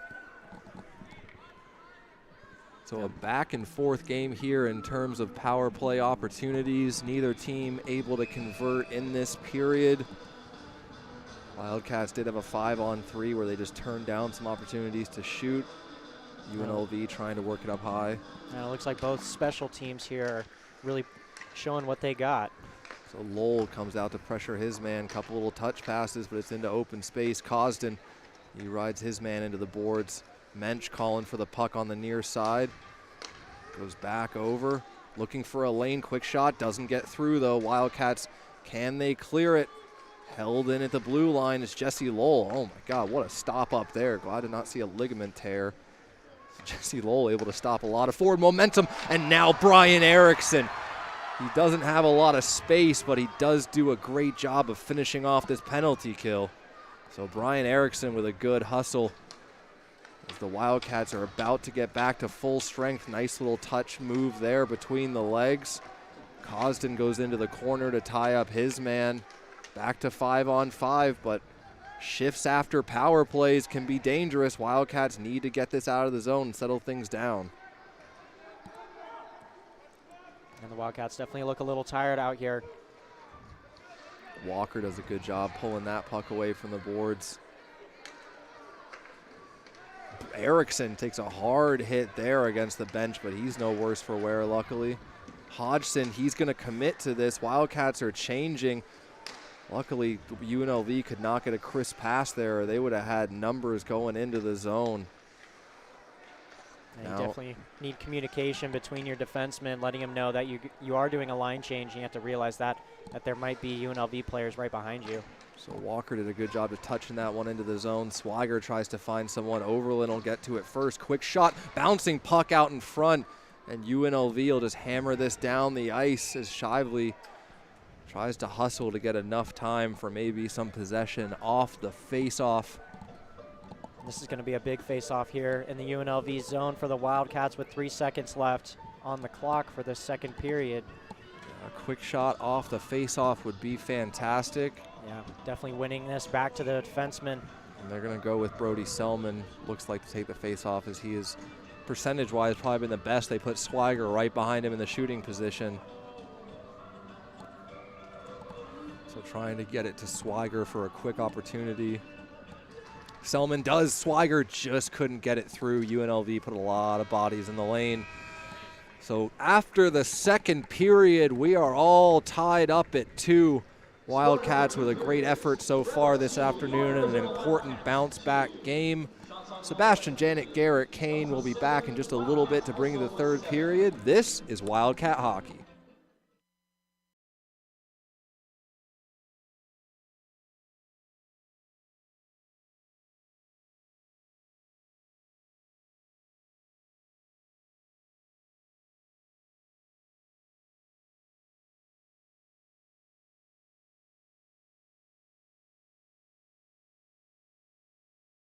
Hey Wildcat fans, we need your help in setting the tone in the fight against cancer. Coming up on December 9th is our annual Pink the Rink game, where you could purchase a jersey just like this for $250 and put the name of a loved one on the back. All proceeds will go directly to the Arizona Cancer Center, and you could stay after the game to receive your jersey right off the player's back. Wildcat fans, we need your help setting the tone in the fight against cancer. Wildcat fans, we need your support this year at our Pink the Rink game. Purchase your jerseys today and join us in the fight against cancer.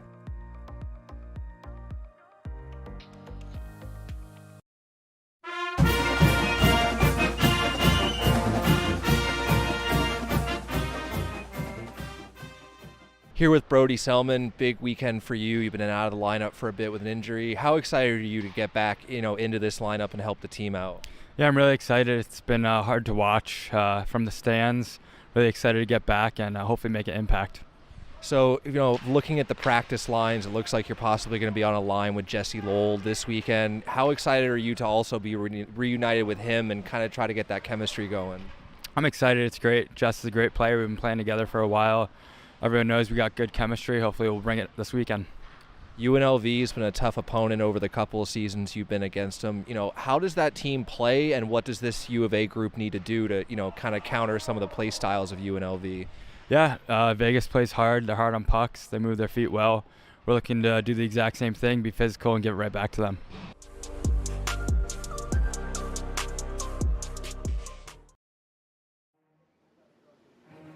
Why rec? A simple question, right? Well, the answer might surprise you. What makes you show up? Gets you out of bed? Drives you after studying? What makes you put on your suit? Swipe in? Pack up? Why rec? The answer is as personal as you. Take that first step and make us part of your day. Dive in. If no one invests in you, invest in yourself. If no one believes in you, believe in yourself. Show up. Show up by hitting the court, the trail, the weight room, the cardio machines. Show up for your friend, your team, your family, and more importantly, yourself. I could keep going, but I think you're getting the picture. Here at Campus Rec, you matter. No matter your ability, where you come from, or who you are, step out of your comfort zone. You may come to realize that that leap of faith is more a leap of fun. Campus Rec is your house. Whether you show up at South Rec at sunrise, North Rec at night, or Bear Down Rec after a break. Whenever, wherever, however you rec like a Wildcat. Because here at the University of Arizona, everyone has their own reason to rec. What's yours?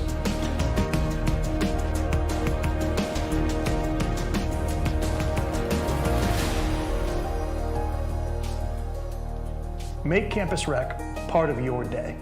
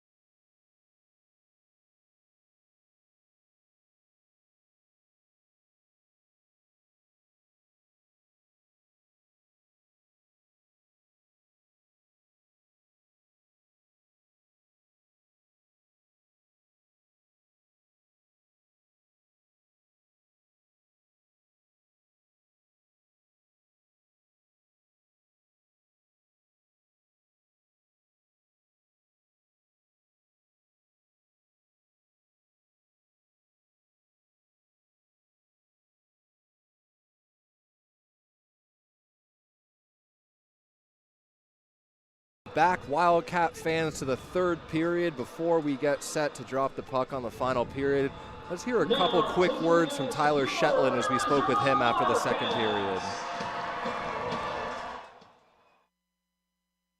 Goal in the first period. What do you guys need to do as a team to break the tie? We just need to keep playing fast, need to keep moving our feet. Sometimes we let that get away from us, but in the third period here, we're going to figure it out. Thank you. Alrighty, a huge third period here for this Wildcat group. They have battled for 40 minutes to stay right with UNLV, who came into this building yesterday, put on a 6-1 beating, but the Wildcats have not cowered. And they returned today, scoring 2 goals in the first period. UNLV was able to get 1 back. UNLV got their second in the second to tie the game, and we head into the third all square. Been a great contest here this Saturday afternoon at the Tucson Arena. It's been physical, it's been chippy, it's been feisty. Yeah, we've definitely seen our fair share of penalties here this week, or today. Keep wanting to say tonight. It's a tough habit to break, so staying disciplined, not letting any type of chirps or frustration get under your skin. Wildcats want to keep this 5-on-5 for the rest of the 20 minutes, give themselves the best opportunity to come out of here with a win. But no matter what the result is today, the effort has been much, much better throughout this lineup, which is a consolation to any Wildcat fan that might have been a little bit dismayed by yesterday. A toe pick there from the UNLV player. Brody Selman just not able to get a tip on that pass from Jesse Lowell as he was trying to find him alone out in front. Now Lowell tries to center with Swiger going to the front. He can't connect, and that'll give some room for Jackson. Tries to get around Chioka and does. Quick shot there, and I think that one hit the stick handle of Sepinen. Yeah, that was great hustle there by Johnson, trying to get a quick shot off and breaking that zone entry with some speed. So he just hops around Chioka, creates an opportunity for himself, and Nicholas Sepinen, huge bounce back game for him. Great to see his confidence has not wavered. So now Shetland will come in to take the face-off against Kelly. Quite the size matchup difference there, and Shetland does a good job to win that. Fisher, he gets taken down hard. Luckily just far away enough from the boards to where that wasn't dangerous, but now Shetland, he finds Walker. Shetland busting middle, Walker saucer pass. Shetland's able to wave at it and get the tiniest bit to get it in on Benedetto, and that will give the Wildcats an offensive zone face-off. Yeah, and Benedetto has had very impressive puck control on his pads, not letting it squirt out and getting a rebound for the Wildcats. He's been doing it all game here. Benedetto coming in. Wixon yesterday was incredibly solid in net. So Sepinen, and a shout out to TJ DeMillione, who was able to come in relief for Sepinen and only gave up 1 goal in the third, and it was a tough game for everybody, but sometimes you're gonna have those, and it's not about how hard you get knocked down, it's about how you stand back up, and the Wildcats have done that here so far. Still a lot of hockey left to play, though. We saw UNLV, the goal they tied it up on, it was just a quick rush, quick strike offense for this speedy UNLV team with a lot of offensive talent. Wildcats are going to have to rely on their systems and individual effort. UNLV able to just scrape through. It looked like the Wildcats were going to get possession a couple times. Erickson pressuring his man along the far boards. Little give and go there, opens up space. Now a chance, and Sepinen fights that off, bounces out to the side, and that one just goes wide. So UNLV getting some good opportunities. Erickson with a fearless block there. Good on him as he stays with his man and breaks up the play. Walker hard off the boards and down. Is it going to make it for icing? Tumbling puck. No, it does not. So the Wildcats can get a change here as UNLV had some good opportunities, and these boards at the TCC are so lively, Garrett. Yeah, they definitely are. They're squaring a lot of pucks out really far, and they have a lot of very unpredictable bounces on them in certain spots. Yeah, we've seen, especially in the beginning of the season before the Roadrunners were in the building when there were no ads on the boards, pucks were just absolutely ricocheting everywhere, and it gave Sepinen some trouble at times. Now Rossi with a chance out in front, and Benedetto able to seal that one off, but Ari Rossi with a fantastic opportunity. And now they find Rossi again. Rossi takes a quick shot. Benedetto will just glove that, but a good job to get the offensive zone face-off. Don't overthink it. And starting on this third period, I'd love to see that the Wildcats are blocking a lot of shots, getting themselves in the lanes of the UNLV points, and putting their bodies in front of the puck there for Seppänen. Yeah, always need team support in front of your goalie.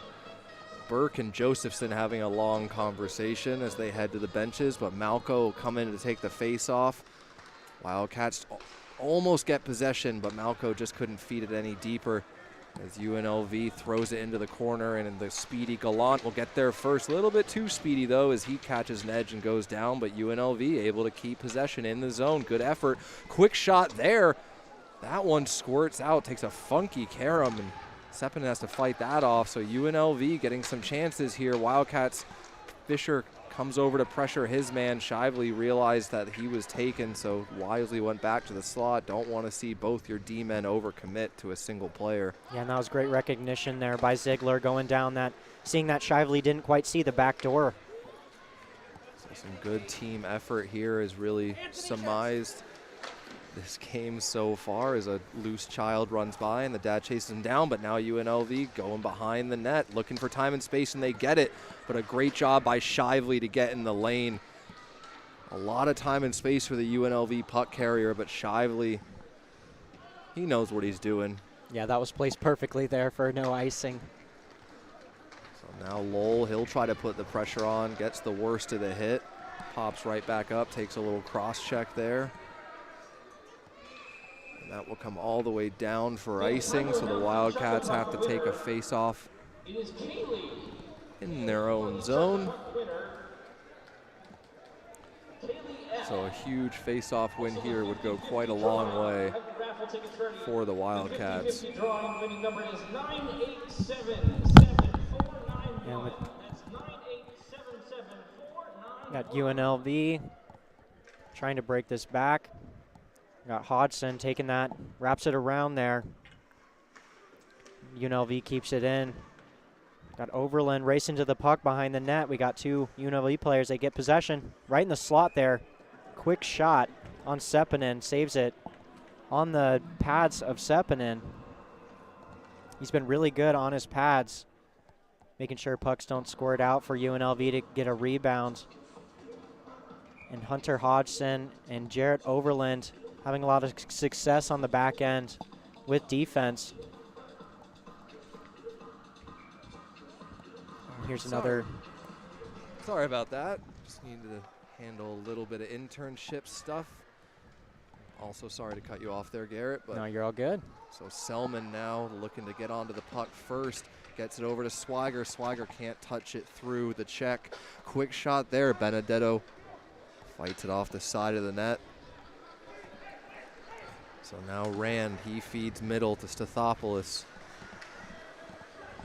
Stathopoulos circles at the red line, waits for some room to open up, tries to find Kelly. Pass was just a little bit ahead of him.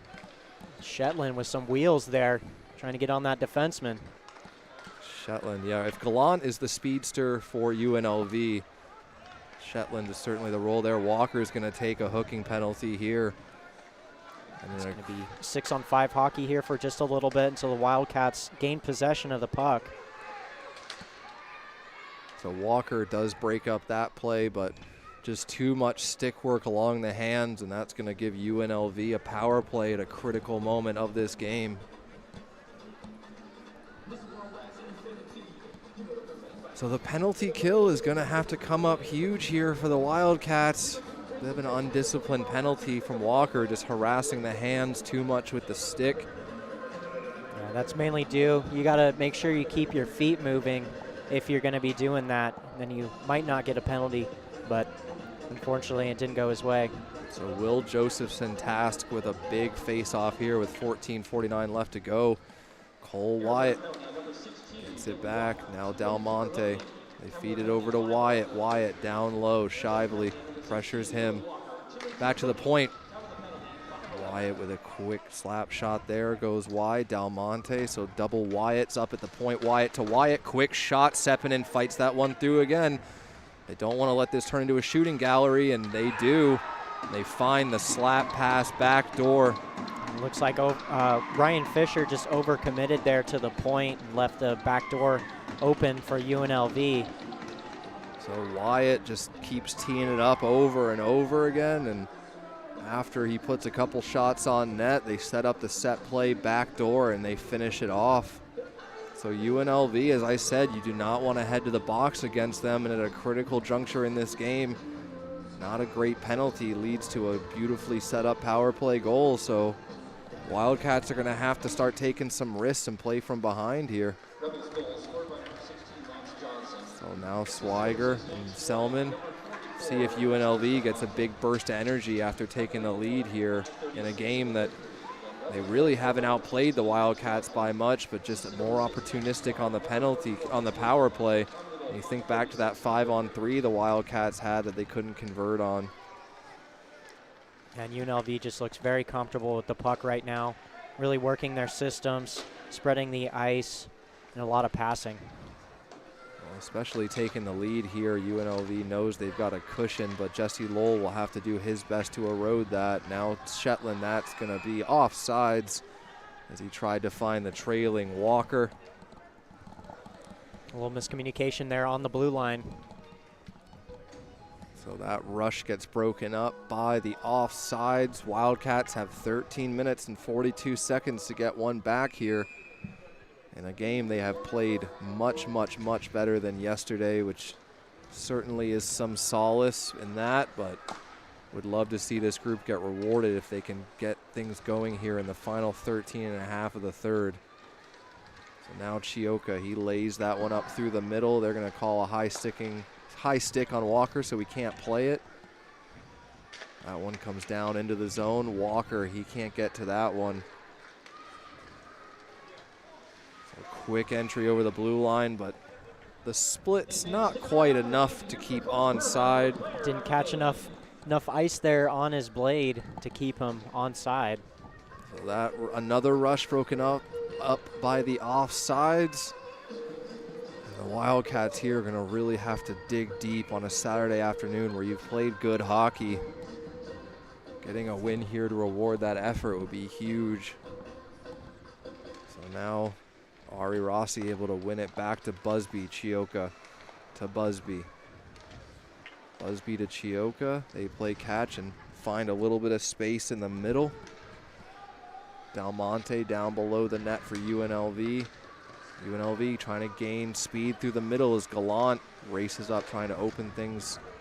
But Rossi gets it back. He's able to find Pizzo. Now Pizzo in with a shot. That one gets blocked on the way through.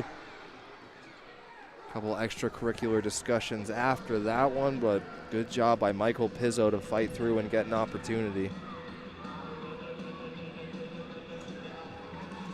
We got another face-off here in the UNLV zone. See who Chad Berman decides to send in to take this one. Seen a little bit more success today with the face-off wins for the Wildcats, getting the puck up to the points and trying to get more shots on net. That's a good face-off win there. The Wildcats get possession. Shively works it far enough down. Wildcats trying to figure things out, play catch a bit, open up some space. Rossi with a beautiful little turn. Rossi now with a quick shot. Benedetto fights it off. Puck still loose. Chance out in the slot. UNLV just slaps it to the boards, but they're able to come away with almost a breakaway. Fisher has to be back in defense. And Fisher does a good job to play the man to make sure he just didn't have an opportunity, but crazy sequence there. Now Fisher with a bit of miscommunication as he goes to take his man. Josephson gets that off the boards just as far as Rossi. He'll wand it into the zone as the Wildcats want to get fresh legs. And UNLV is looking very comfortable behind their net. A lot of time and space to set up a play here. Kelly in a battle there along the boards. That gets thrown in all the way on Sepinen. Got a delayed penalty here. It's going to be Wildcats going on the power play. So UNLV was able to be opportunistic, capitalize on their power play against some of the flow of the play, but it was a beautiful setup. And the Wildcats have a chance now to respond with a power play goal of their own. Power play has not been clicking really all season. You know, it's felt like something is just a little bit off on a lot of power plays. And Mason Kelly is in the box here. So Kelly goes to the box. Wildcats not able to get possession, and that's going to be a shorthanded breakaway again. In all alone, and a diving effort from the captain. Or that was Dylan Walker. My apologies to Walker. What an effort there. Now Lowell. Walker, just could not pick up the puck at the blue line. He would have had a great opportunity. But Dylan Walker, as much as you might want to criticize him for taking the penalty, that was an incredible effort there to dive out and break that up. Gallant, he's in a battle in the corner with Shetland and Lowell. So Wildcats try to drag this out of the zone, out of the pile, and they do. Jesse Lowell and Benedetto with a huge save on Lowell. And the Wildcats almost made the UNLV regret pulling 2 guys on the boards there, leaving only 1 man in front of the UNLV goalie. So back to Chioka. Quick shot there. Selman, that hits a couple bodies on the way through Swiger, but Chioka gets there first. Chioka, quick shot with Jesse Lowell screening out in front. Doing a little jackrabbit impression jump in there to make sure Chioka had the ability to go low. Chioka's stuck down on the ice. He takes a bump. Now Lowell with a shot. I have no idea what's happening, to be completely honest. Why Chioka was down on the ice and why he was getting cross-checked, but Jesse Lowell with 2 great opportunities here on the power play just can't convert. 40 seconds left to go. So Josephson, he dumps it in. Gets to that puck first as Del Monte tried to throw the reverse hit into him, but Del Monte fights through the check to get the puck out of the zone. And UNLV just super aggressive with their PK. They like looking for those shorthanded breakaways. They've gotten a couple of them in the last 2 games. Why not look for them if they're there? Gloved into the zone by Malco. Good job by him. He takes a hard hit along the boards, comes out to Overland. Now Overland, he takes a shot. No room in the lane. And UNLV looked like they might have had an opportunity for another odd man break shorthanded, but Sepinen tries to find the outlet, only finds Kelly. Now Kelly, quick shot there off the side of the net. Sepinen kind of slow to react. Puck comes out to the slot. 9:28 left to go in the 3rd period. UNLV up by 1. So Pizzo trying to put some pressure on, not allow a quick entry, and then just a dump by Kelly. Puck stuck at the side of the net. U of A trying to fight it out, comes right out to the slot, but gets blocked. Yeah, and that's not somewhere you want to carry the puck. Pizzo takes a huge hit along the boards, but pops right back up. Wildcats with possession. Shetland, he takes a shot. That gets blocked. Now Pizzo back with it. Throws it towards the slot and glove down there. So Erickson takes one up high. The bucket gets lifted, but slams it right back down. Great play there by Fisher, faking that pass over D to D. So now Selman, he'll get in on the forecheck. Selman and Lowell together. Be great to see these guys connect for a goal like we did last season, where they had so much offensive success together. That one pops straight up in the air, not out of the zone. Lowell trying to pressure, and they find Selman. Now Brody Selman trying to settle the puck down, just catches an edge. And Brody Selman, who if I think he's not returning from injury, he does a lot better there. And the refs are going to call a penalty behind the play as a UNLV player went down. Didn't see what happened. Did you, Garrett? I did not. It looks like it's going to be a slashing penalty. And that's going to be on Luke Busby. So Busby goes to the box with 8 minutes left to go on a slash. So a hook and a slash here in the 3rd period cause problems for the Wildcats. I think it was too far behind the play for us to catch it on the replay, but just a brutal time in this game to take a penalty where you're just clawing to get back into it and tie it. And the go-ahead goal that UNLV got was on the power play, and they'll get another chance here, but Josephson able to clear that out of the zone. So 7:52 left to go in the 3rd as Busby is in the box. Josephson and Ziegler, Shively and Fisher charged with the penalty kill. Now over the line. go back to the point, but Josephson reads that perfectly, but he's not able to get enough on the clear, and it stays in the zone. Now a quick shot. That one, I think that one might have hit the post. And I think that went through Fisher's feet also. So that one comes out to the slot. Shively trying to get into a battle there. Burke down below for UNLV. And McCollum up at the point, playing catch. Now a chance in the slot. Great setup by UNLV with a lot of time and space. Yeah, and that's the golden ticket there, passing it, having the man right off the face-off dashes to get a shot off on net. That's the goal of UNLV's power play. So 2 Wildcats commit to the forecheck on the penalty kill, and Jesse Lowell, Wyatt, only one back to defend him. She tries to go around Wyatt, but not able to get the dangle. Held in at the blue line, though, by Erickson. Erickson now trying to fight through, and Wildcats get possession. Looks like they're going to be playing a game of keep away here for a second. 32 seconds left to go in the power play. Wildcats have done a good job killing this off. UNLV's only had one good opportunity as they look to get a final one in the closing seconds. A chance from the slot. Del Monte just throws it wide as Sepinen came out to shut down the lane. But UNLV now with time to set up. They know that penalty's expiring soon. Del Monte skates into the slot. Quick shot. That gets blocked. Swiger. Selman now looks to cut middle.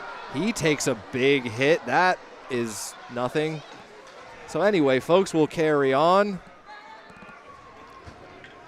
So down behind the net, Shioka picks it up, and he'll look to wind up and take the space that's given. Lowell able to get a little touch on that, so no icing on the play. That one goes over the head of Josephson. UNLV looking to get it out. Good pinch off there by Overland.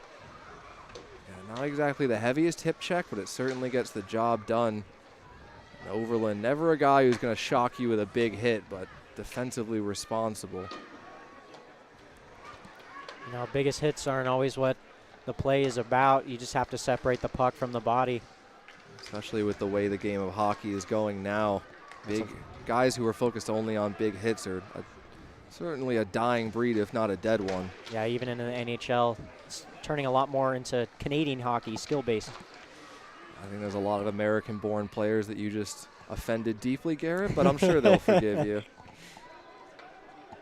But it is becoming a much more focused on the skill game. I mean, I think about when I started watching hockey 20 or so years ago. It's just a completely different game. Benedetto, a little bit of a testy one there. So with 4:36 left to go in the third, the Wildcats will look to try to tie this game up in what has been a hard-fought battle on either side. 4:36 here left in the third period. So it'll be Shetland charged with taking the face-off out there with Rossi and Malco. 3 20s out there. So Fisher decides to not overcommit, relies on his partner Shively to break that up. Now Fisher into the skates of Shetland, and that's a dangerous turnover as Kelly, he fights his way down the boards. They overcommit to him a lot of time out in front. They try to glove the puck into the zone, into the net. That would definitely not have counted. But I like the ingenuity there. Why not just give it a little volleyball slap and see what happens? You know, sometimes the refs do miss that call. Oh, Garrett, what are you talking? A ref missing a call? I know, right? Insanity. They're perfect. Every single game, ACHA to the NHL, a ref has never been wrong. I would love post-game ref interviews of just people just being like, how do you justify this? What were you thinking here? But accountability is a dying art in the NHL. A lot of internal stuff they don't talk about. But let's focus here as the U of A is going to try to push for a tying goal here with 4 minutes left in the game. But with a depleted roster coming off the game yesterday, a lot of injuries. I will say I left the game yesterday not in the happiest of moods, and no matter what the result of this one is, I know I'll be having a much better time on the way home. Sepinen does a good job to quickly cover up that one. Mixing it up behind the net now. Not sure who's involved back there. I'm guessing it's Overland since I see Hodgson and they're usually paired together. Yeah, the game's definitely heating up here towards the end of the third. And Swiger, who is an incredibly feisty individual. If you met him on the street, you never would think so. Just the sweetest guy, but he does not like getting pushed around on the ice, and he tends to do most of the pushing around. See if the refs decide to take anyone here. That was a little bit more extra hands getting up in the face than typical, but I think it would be a wise choice to put people in the box so the game doesn't get too out of control here, closing it out with 3 minutes and 42 seconds left. But that's just me. Well, maybe they figure the verbal warning will be enough, but it's better than an illogical pulling of one guy versus the other. We'll take 5-on-5 over unexplainable power plays and penalty kills. A lot of PIMs in these last 2 games, you know, with each team having 2 players get ejected yesterday. Number of ticky-tacky penalties here today. Yesterday we really didn't see much in terms of like the slashing and the hooking and things like that, but Wildcats have been guilty of that a couple times more today. Is Selman, he'll try to get in quickly and create something on the forecheck. Swiger pressuring 2. Lowell, good job to backhand that down into the zone. Selman and Lowell, they haven't gotten a chance to really play consistently with each other this season. If they could find a way in the second half of this season, or hopefully against ASU, to recreate that magic, be a welcome addition to the U of A offensive weaponry.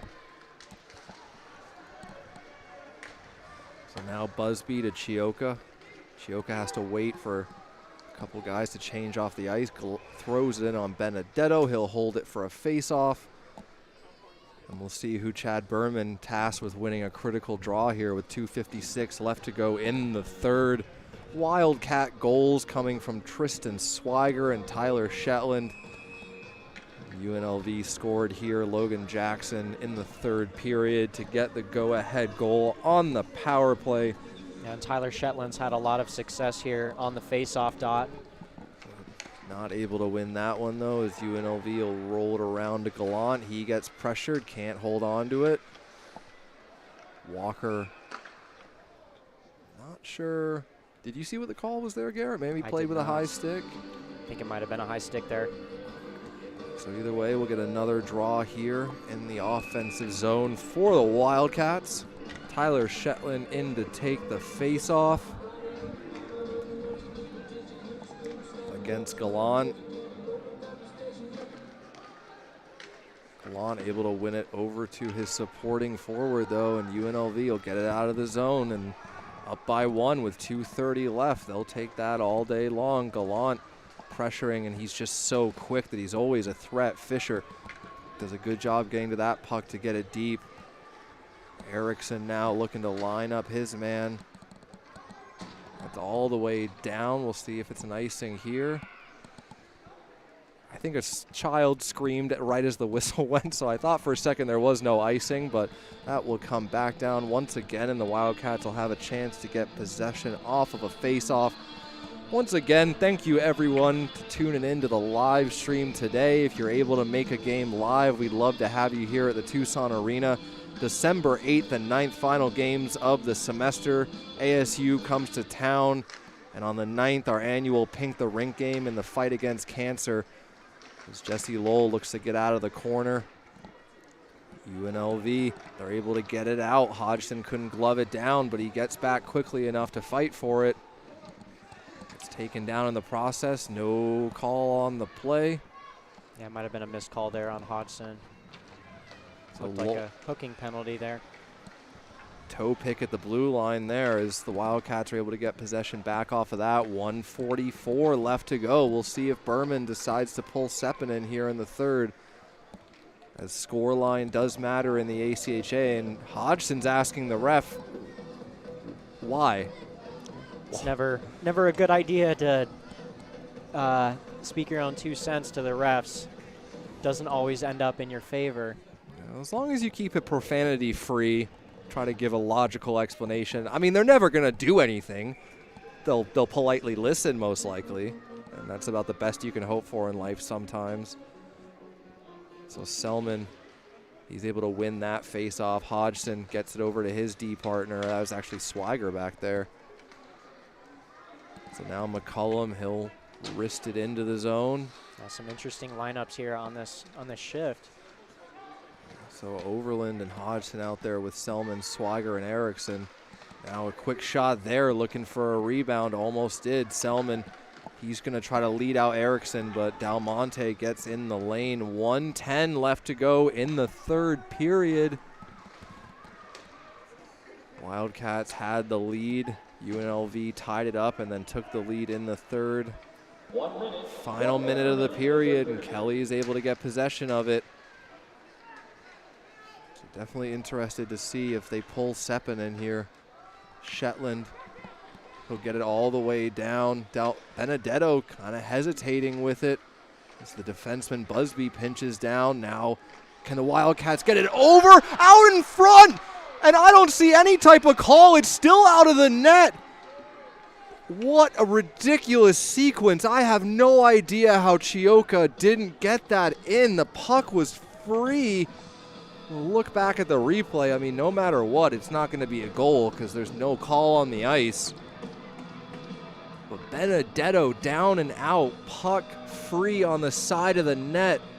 And Chioka, I don't think he just couldn't elevate it over the leg of Benedetto. And obviously in the ACHA, we don't have anything like goal reviews. So even if there was any video evidence to prove anything, it doesn't matter whatsoever.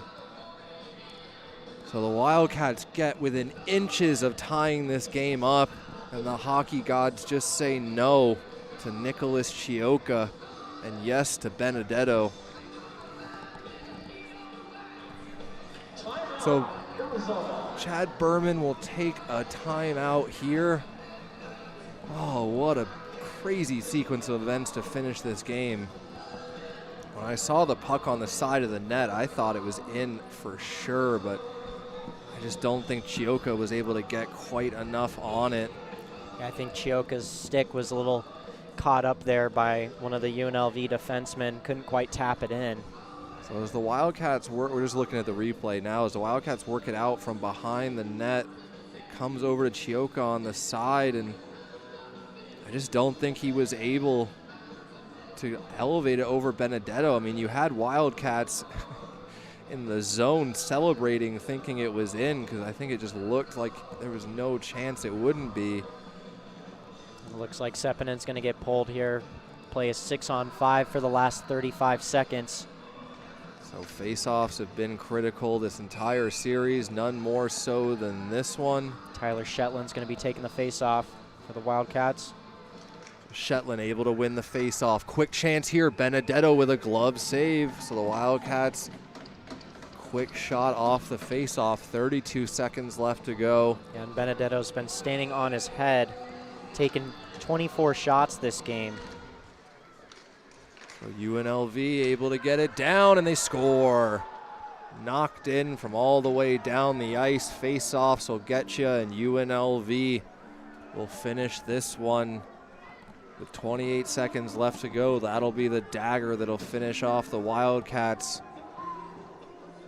But not a repeat from yesterday by any means. Wildcats played a much better game. One goal that was waved off for goalie interference, which was a bit of a tough break for the Wildcats. And then there at the dying moments of the third period, had a glorious opportunity to get this game tied. Not able to convert. UNLV wins a face-off, and that one goes all the way down the ice. So that's going to be a tough result here for the Wildcats, as I really feel like they gave themselves a genuine opportunity to win this game here this afternoon, but combination of not converting on power plays and also a little bit of bad puck luck.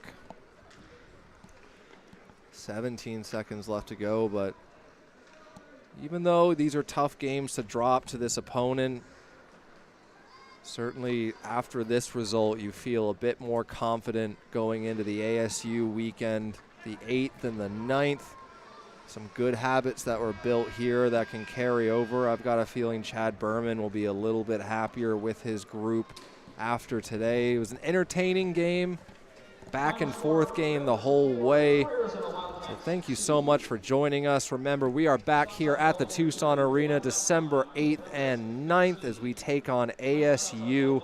Hope to see you all here. Thank you all so much for tuning into the stream. Sebastian Janik and Garrett Kane, this is Wildcat Hockey.